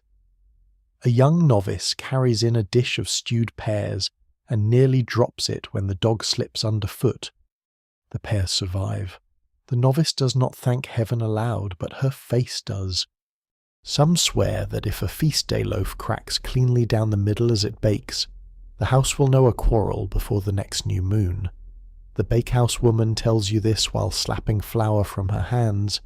She adds that 1 loaf did crack that morning, though whether that means divine warning or a careless oven boy, no one can quite agree. She eyes the hall. Either way, she says, it will not be a dull dinner. Guests begin to arrive before noon. First come village reeves and 2 priests from neighbouring churches, their cloaks damp at the hem. Then a widow of some standing from Elmsford, with a maid carrying her prayer book wrapped in wool. Then a pair of minor noblewomen from a manor west of the river, in fur-lined mantles dyed a rich, soft blue and dark red, their veils pinned with small silver brooches. A knight in a travel-stained cloak bows to the abbey steward as though charity tastes better when someone important witnesses it. The hall fills slowly with wool, whispers, and cold hands being breathed upon. You help place cups and carry ale from the cask. The dog, despite repeated discouragement, stations itself near the door where dropped scraps are statistically likely. Brother Osborne notices and mutters that even beasts understand feast day advantage. This may be the kindest thing he has yet said. Then the Winterford party arrives. You hear the stir before you see them, voices lowering, a chair scraping, one of the visiting noblewomen asking softly who has come. Sir Rowan enters not in armour, not in song, but in dark winter wool with a fur-edged cloak over one shoulder and his injured arm still guarded beneath it. With him come the chaplain from the keep, a grey-haired steward, and 2 attendants bearing a basket of apples and a small cask of honeyed drink as gifts for the abbey table. These are proper offerings. Everything about the entrance is proper, yet propriety, you are learning, can be a very thin blanket. Rowan bows first to the abbot, who's taken his place near the high board, then to the company. He moves with the same careful control you saw at Winterford, though in the brighter hall his weariness shows more clearly. Not weakness, never that exactly, but the kind of restraint that suggests pain kept on a short rein. He takes the place offered among the lay guests of rank, not too near the high table, not too far. It is a good seat for a man who must be seen and must also be measured.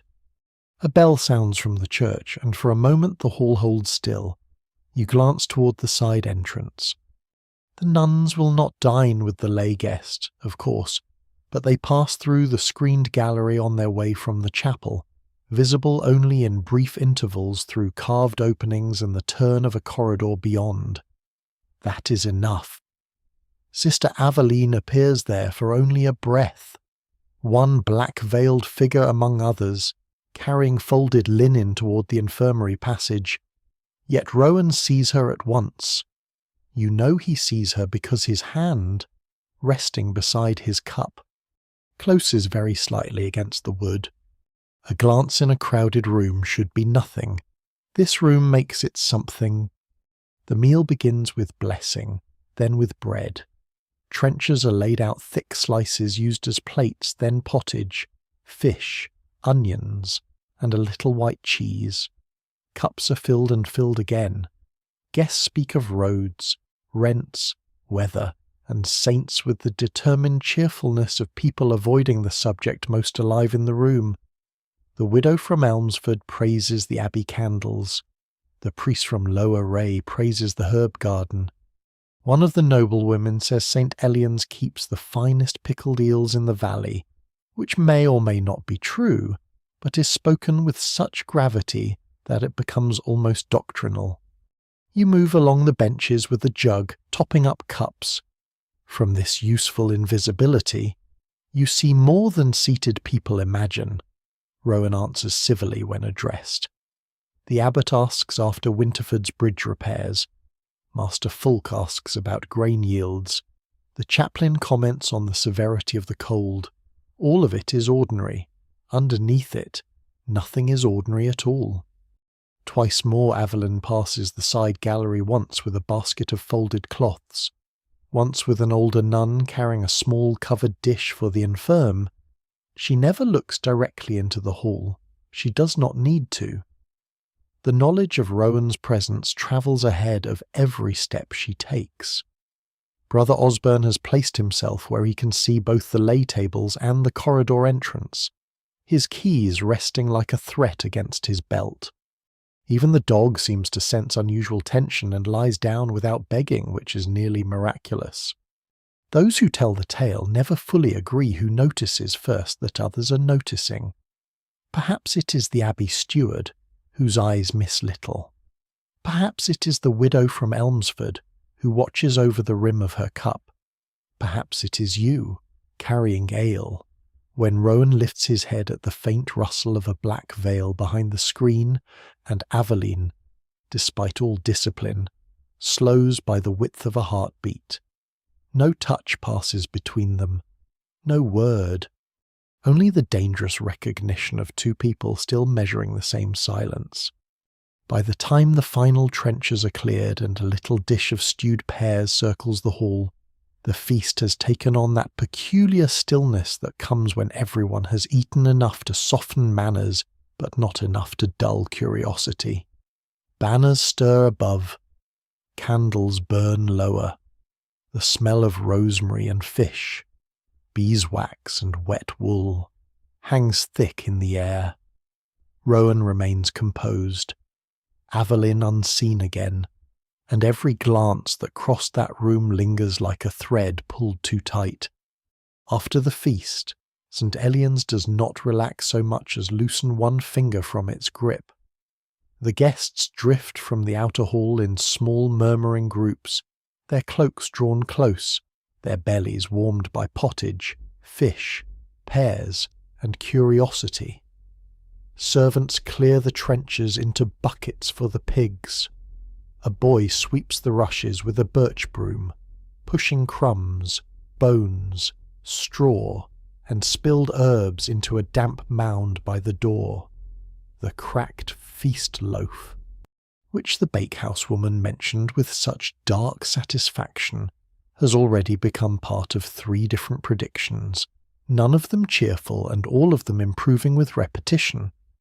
You carry empty cups to the buttery passage, where the air smells of ale, rosemary, and wet wool steaming near the wall. Beyond the screens, voices soften, a bench is moved, a pewter dish rings faintly as it is set down too hard. The dog sits in the yard beyond the open door, looking in with the patience of a pilgrim denied access to paradise. Someone has given it a fish head. Brother Osborne has noticed. Brother Osborne notices everything except, perhaps, mercy when it first enters a room. Sir Rowan's party remains longer than the others. That is proper enough. Gifts must be acknowledged, bridge repairs discussed, and the abbot must speak with Winterford's chaplain about rents tied to meadowland near the ford. Yet beneath these ordinary matters, the hall holds a second conversation made entirely of pauses. Rowan stands near the hearth, his injured arm close beneath his cloak, his face turned toward the fire as if warmth might answer questions no priest will. The abbot sits very still at the high table, fingers folded, his white brows drawn together. Master Fulk watches accounts. Brother Osborne watches doors. Then Sister Aveline appears at the side passage. She carries no linen now, no candle basket, no reliquary wrapped in blue silk. Her hands are empty. This makes her seem more exposed than if she had carried all the treasures of St. Elian's. An older nun walks behind her, and the abbey seems to turn its head without moving. Rowan does not speak. He only lowers his gaze, but the motion is noticed by everyone trained to notice what must not matter. The abbot rises.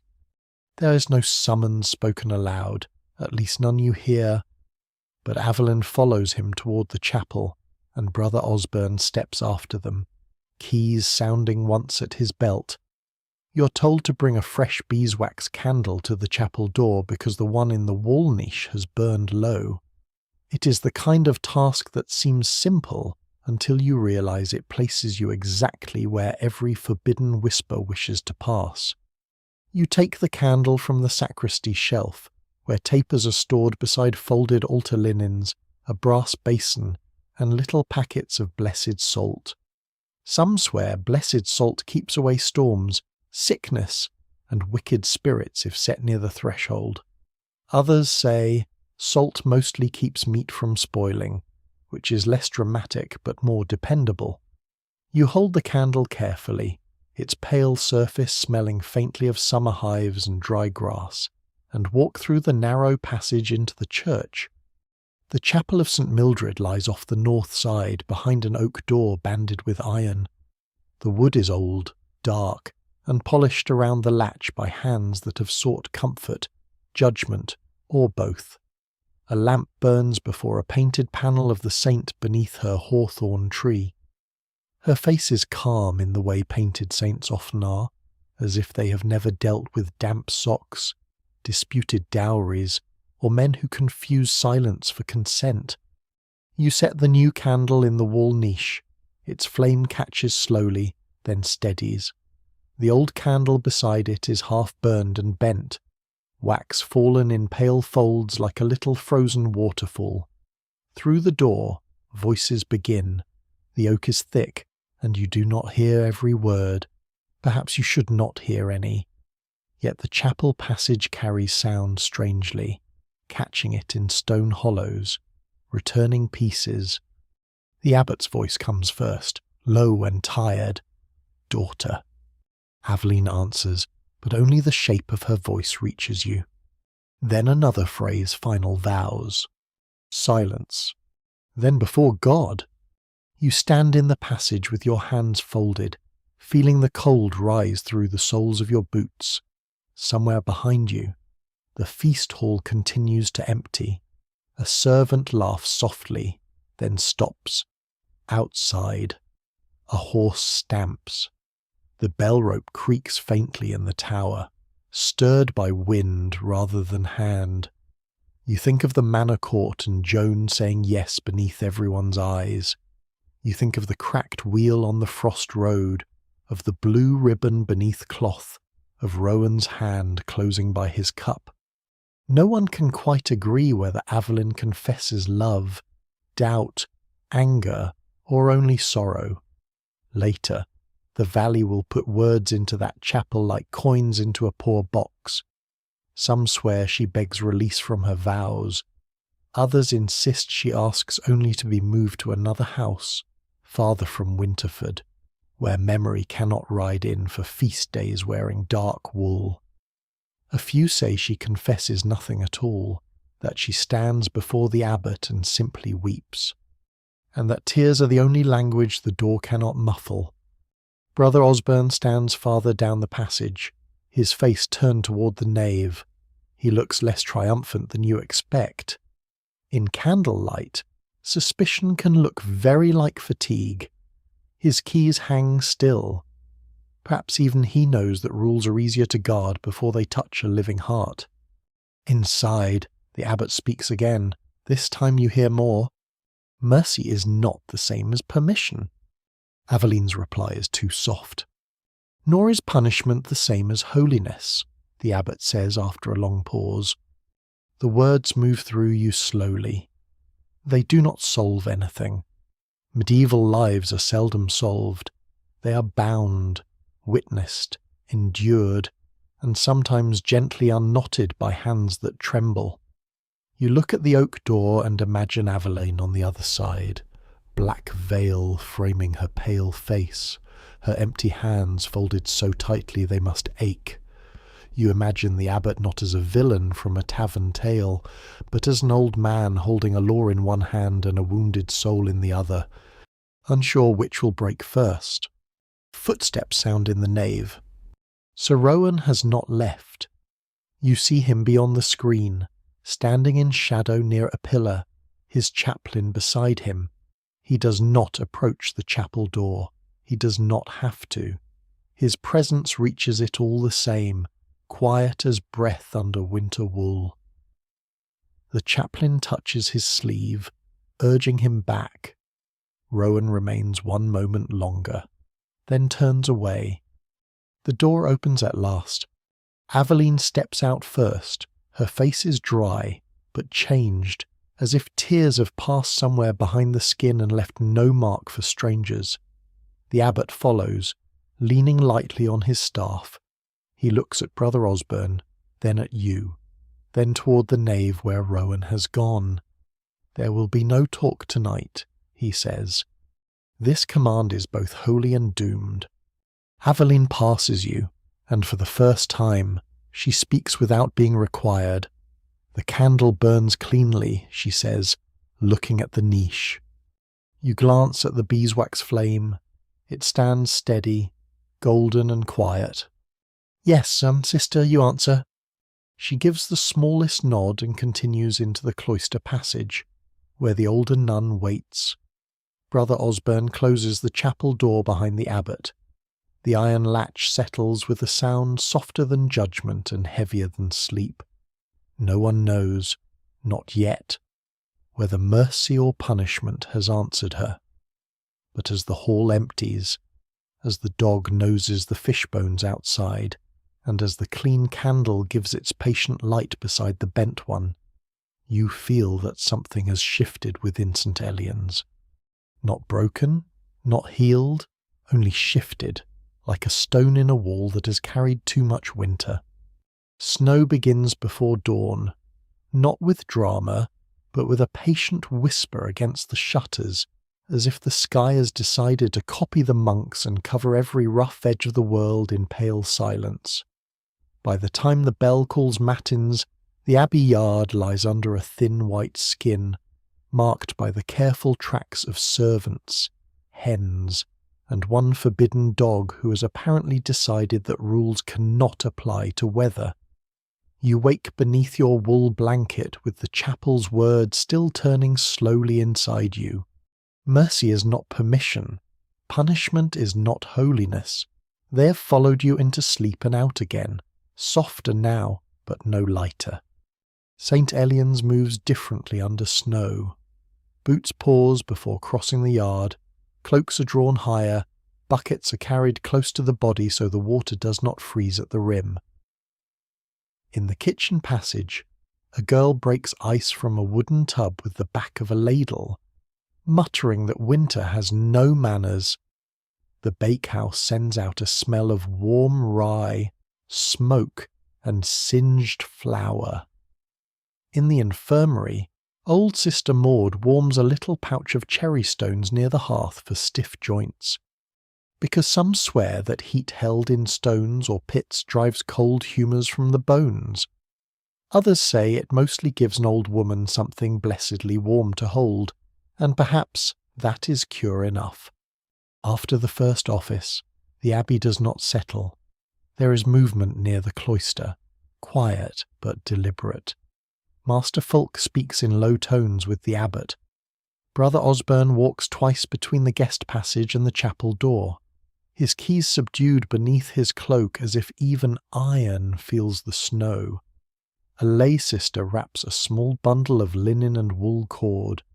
Another brings a wax tablet, already scored with lines. No one explains anything to you, which means you're almost certainly about to be useful. The summons comes after a breakfast of coarse bread, small ale, and a spoonful of hot onion broth that warms your throat like an argument settling down. You are asked to join a small party travelling along the Pilgrim Causeway toward the ford beyond St. Mildred's shrine. The abbot has written to Winterford, and also to a women's priory 2 valleys west, where, it is said, the rule is strict. The winters colder, and the bells no softer than any others. Because mercy in this century often arrives wrapped in distance. You're not told the words of the letters. You're only handed one sealed packet for the Winterford chaplain, and asked to keep it dry. Sister Aveline does not come into the yard at first. You stand with your cloak hood drawn forward while snow gathers along the stone trough and the stable roof. The dog circles your boots, then sits on your foot, claiming warmth by ancient right. A lay brother gives you a staff, not because the road is long, but because snow hides ruts, stones, and puddles deep enough to remind a traveller that humility is best learned before falling. The staff is ash wood, worn smooth by hands. At its top someone has carved a tiny cross, and beneath it, a symbol older than any church mark, a little wheel or sun. Some swear such marks protect travellers from losing the path. Others say old carving knives wander when men grow bored. No one has scraped it away. At last Aveline appears beneath the arch. She wears her black veil and a grey wool cloak over it, fastened with a plain pin at the throat. Her face is calm in the careful way of a pond just frozen, where the current beneath has not ceased but can no longer be seen from above. In her hands she carries a little packet wrapped in undyed linen, not large, not official, not sealed with the abbot's wax. She gives it to the older nun beside her, who gives it to Brother Osborne, who looks at it for a long moment. For the shrine, Aveline says. Brother Osborne's eyes move to hers. A candle. A ribbon, she answers. The word is small, but you feel it land. The blue ribbon from the scriptorium, or perhaps another. Those who tell the tale never fully agree whether she gives away the true ribbon that night, or only a strip cut from an old garment to stand in its place. Either way. Brother Osborne does not open the packet. He hands it to you, his fingers, cold and red at the knuckles, touch yours for one brief instant. At St. Mildred's hawthorn, he says, tie it where it will be seen. You nod. Aveline looks at you then, not as a stranger now, but as someone who has stood too often near doors that were not meant to be open. And if you meet Winterford on the road, she says, say only that snow falls evenly on all roofs. It is a strange message, a harmless one, perhaps, or the only message she's allowed to send. You do not ask. In this world, mercy often survives by pretending to be weather. You set out along the causeway with Brother Osborne, the young cartman Peter, 2 pilgrims bound west, and the dog, who has not been granted permission but has accepted responsibility. Snow thickens as you leave the Abbey Hollow. It softens the reeds, blurs the river bank, and turns the muddy causeway into a pale ribbon between dark water and winter fields. Your boots break through crusted ice at the edges. Breath clouds before every face. The sealed letter rests under your cloak, and Aveline's linen-wrapped ribbon sits in your pouch like a warmer thing than cloth should be. At the roadside shrine the hawthorn bends under snow. Threads and scraps from yesterday's pilgrimage cling to its branches, white, red, brown, faded blue, each one a small prayer left to weather. You untie the linen and find the ribbon inside. It is blue indeed, worn nearly grey, soft from handling. For a moment you hold it in your bare fingers, and the cold bites hard. You imagine Aveline younger, before black veil and copied psalms, tying such a ribbon at her sleeve. You imagine Rowan seeing it. You imagine nothing at all, because imagination can be a thief as well as comfort. You tie the ribbon to a lower branch. Snow settles on it immediately. Brother Osborne watches. His face is unreadable, but he does not hurry you. Beyond the shrine, hoofbeats come muffled along the road. Sir Rowan's chaplain appears first, then Rowan himself with one attendant. Cloaks dusted white. They halt before the hawthorn. No one speaks quickly. Snow makes even greetings slow. Brother Osborne gives the sealed abbey packet to the chaplain, who tucks it inside his robe. Rowan looks once at the hawthorn, at the new blue strip among the others. You step near enough to deliver Aveline's words. Snow falls evenly on all roofs. Rowan lowers his eyes. His good hand closes around the rain, then opens again, and melts first where the hearth still burns. He says quietly, perhaps it is an answer, perhaps only a man speaking because silence has become too sharp. The chaplain hears, but does not rebuke him. Brother Osborne hears, but turns his face toward the road. The parties part without ceremony. Winterford turns toward the ridge. You turn toward St. Elian's. Snow fills the hoofprints almost as soon as they are made, covering every sign of passage with the same patient hand. Yet beneath your cloak, Your cold fingers still remember the ribbon, and your ears carry the small warmth of Rowan's reply. The tale draws closer now to parting, not with thunder, but with snow, sealed wax, and words mild enough to survive being spoken aloud. You return to St. Elian's through snow that has grown softer and thicker, each flake falling without haste, as if the whole valley has been asked to lower its voice. The causeway behind you disappears almost as soon as you cross it. Your staff taps hidden stone beneath the white. Peter walks with his shoulders hunched, Brother Osborne with his cloak drawn close, and the dog with the cheerful resilience of a creature who has never understood despair for more than the length of an empty bowl. When the abbey gate opens, dusk has already settled into the corners of the yard, though the hour is not yet evening. Snow does that to a day. It steals the edges, blunts the roofs, turns the world into a page before ink.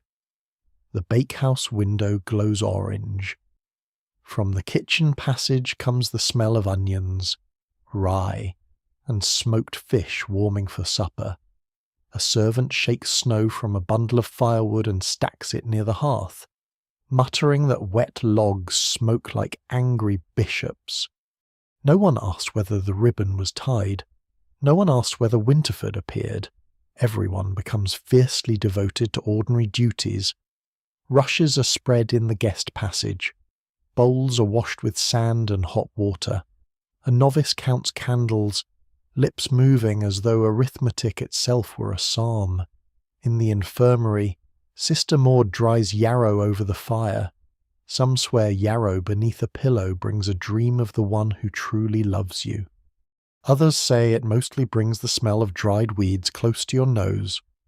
You eat little that night pottage, coarse bread, a wedge of cheese, and a cup of small ale. The dog receives a crust from someone unseen, which suggests either growing sympathy or a moral collapse within the kitchen staff. Brother Osborne passes once through the guest house, checking shutters and latches. His keys are wrapped in cloth now, so they do not ring. That quietness unsettles you more than their sound ever did. Sleep comes thinly. The snow presses against the shutters. You dream of a blue ribbon tied to a hawthorn, of ink spreading through snow, of a bell with no clapper. Then you wake before dawn because the abbey has gone too still. No bell has rung yet. This is the hour before matins, before duty gives the world its shape. The room is dark except for the low red eye of the hearth. You pull your cloak around your shoulders and slip into cold boots. Outside, something moves in the yard not loudly, just a whisper of cloth, a careful foot in snow. Perhaps you should not follow. This has become a theme. Yet the silence has weight, and you move through the passage without waking the friar or the merchant or Peter. The outer door opens under your hand with a faint complaint. The yard lies blue in the snow before dawn. The church tower is a black shape above you. Near the cloister arch, a lantern burns, shielded by a hand. Sister Aveline stands there. She's cloaked in grey wool over her habit, her veil drawn close, her face almost colourless in the faint light. Brother Osborne stands a few paces behind her, not hiding, not approaching. The abbot is there too, older and smaller beneath his heavy cloak, his staff planted in snow. For one moment you think this is a procession. Then the outer wicket opens. Sir Rowan steps into the abbey yard.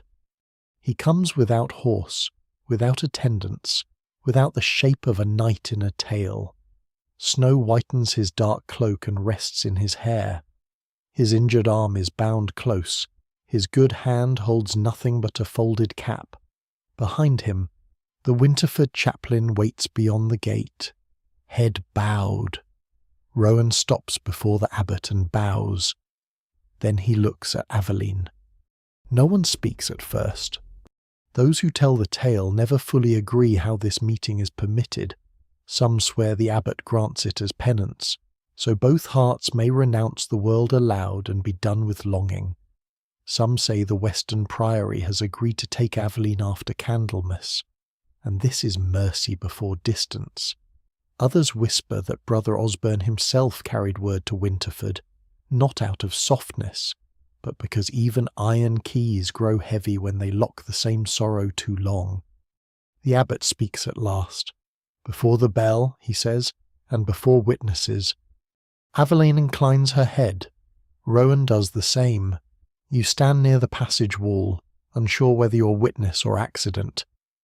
The dog sits beside the stable, snow on its nose, solemn for once. Rowan takes one step closer, leaving the proper distance between them. "Sister," he says. "Sir Rowan," she answers. The abbey yard holds the names like two candles cupped against wind. Aveline's hands are folded inside her sleeves. Rowan's good hand tightens once around his cap. In this world, love has so few safe gestures that even stillness must carry what hands cannot. "I receive the message," he says. Aveline's eyes lower. "Then you know the road." "I know it." "The Western Priory is far." "Yes." "And Winterford must mend its bridge before Thor." For the first time, something almost like a smile touches his mouth. It has been told so by many wise souls. The abbot's eyes close briefly, perhaps in prayer, perhaps because even sorrow has administrative details. Aveline breathes out, and the breath clouds between them. "I cannot be what I was." "No," Rowan says. "I cannot be what others wished."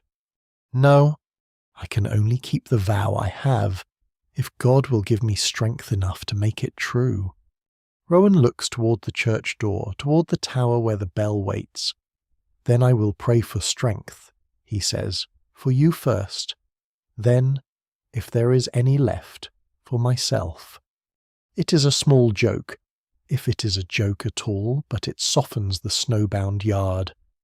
Aveline's face changes, and for one brief breath you see the young woman beneath the veil, not rescued from vows, only remembered. She draws one hand from her sleeve. In it lies nothing visible. No ribbon, no letter, only her bare fingers, cold and pale. Rowan does not take them. He bows over them without touching, the way one bows to a relic, to a queen, to a life that cannot be entered. Aveline closes her hand again. Then the bell rings. Matins begins above you, bronze spilling into the blue dark. Rowan steps back. Aveline turns toward the church. The abbot lifts his staff. Brother Osborne opens the cloister door. No one cries out, no one runs.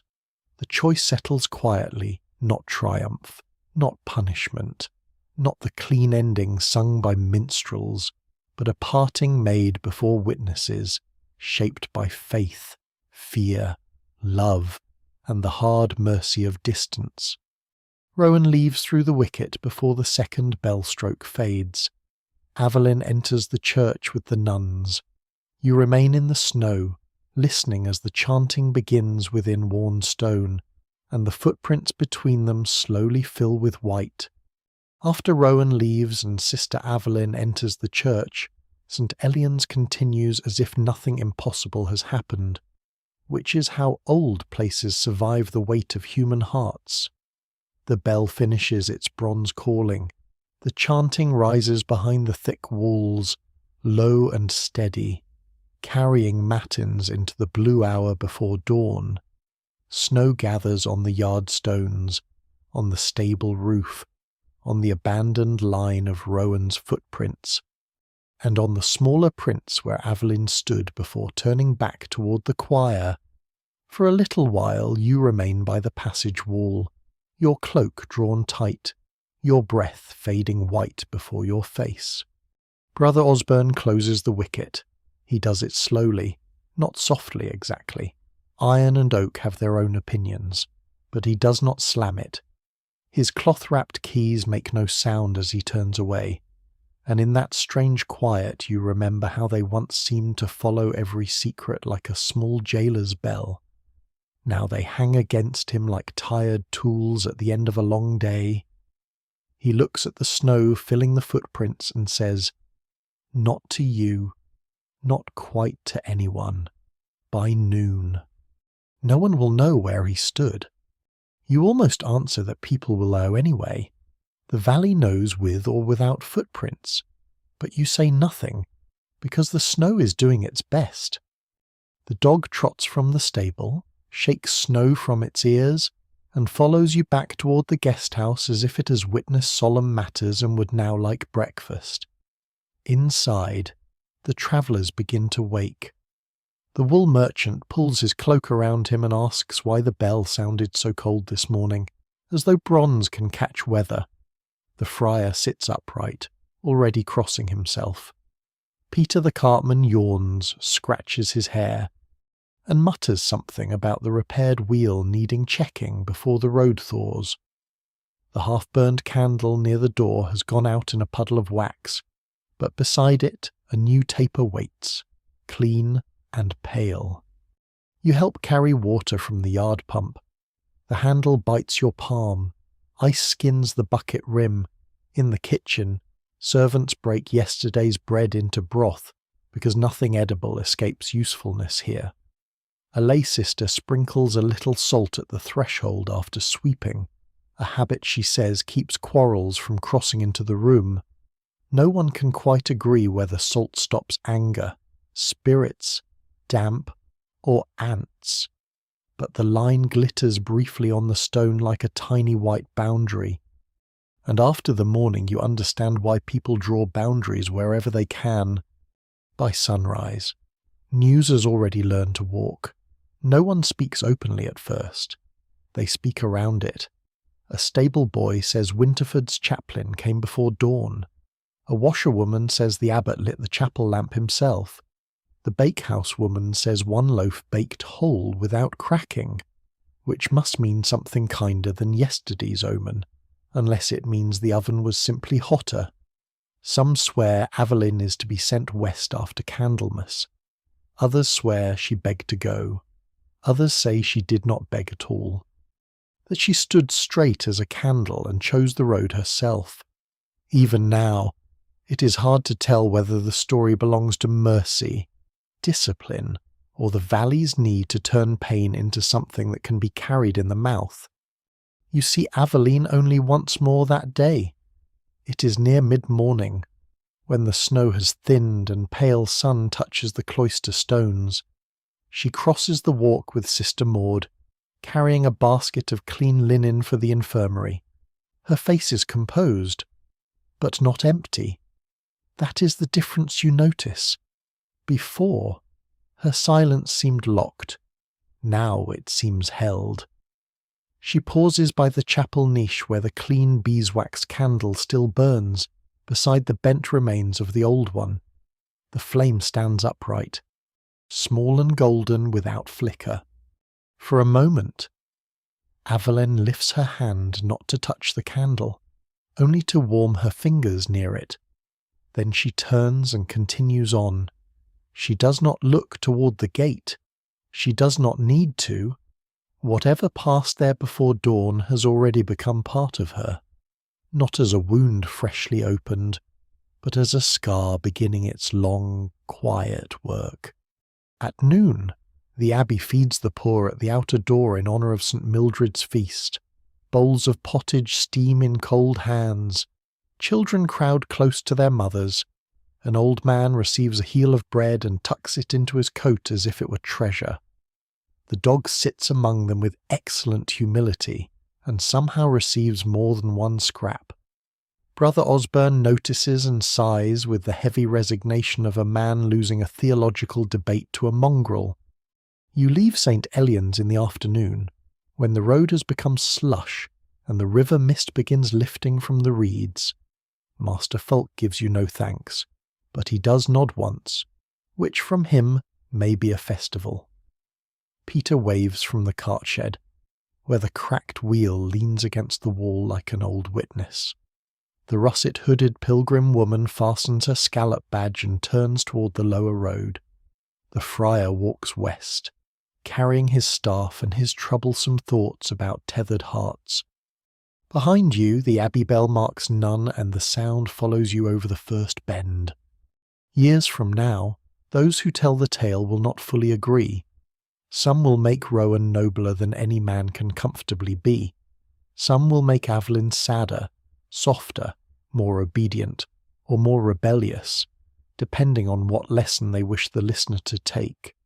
Some will blame the abbey, some will defend it, some will say love lost, some will say faith endured, but you remember the actual weight of it differently: snow in a dark yard, a man bowing over a hand he does not touch, a woman turning toward the bell, and an old abbot standing between law and mercy with frost on his cloak. And as evening comes again, the valley grows still. Smoke rises straight from cottage roofs. The hawthorn at St. Mildred's Spring holds its ribbons beneath a skin of snow, blue among white, thread among thorn. Winterford Keep glows faintly on its ridge, guarded by torches that blur in the mist. St. Elian settles beside the river, its windows dimming one by one, until only the chapel niche keeps its patient flame. The last candle burns there, small and clean, breathing honeyed light into cold stone. Its glow rests on the oak door, on the worn threshold, on the rushes newly swept, on the place where many hands have paused before asking for comfort.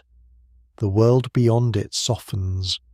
The market mud, the manor court, the alehouse smoke, the cracked wheel, the hidden ribbon, the relic no one fully trusts, the dog's faithful shadow, all of it grows quieter now, folding into the same gentle dark. You let the road fall away behind you. You let the bell fade. You let the snow cover what needs covering and leave what needs remembering. Somewhere, Evelyn sleeps beneath a wool blanket in a narrow cell, her hands no longer trembling. Somewhere. Rowan sits by a hearth while frost gathers at the keep window, and perhaps he prays, or perhaps he only watches the fire. Both are forms of waiting. Both are allowed tonight. The candle lowers, the flame bends once, then steadies. Nothing more is asked of you. You're warm enough now. The stone is far away. The mud is gone from your boots, and the old valley, with all its bells and vows and winter breath, drifts slowly into darkness. Rest here a little while. The night is deep, the fire is low, and the story has found its quiet place.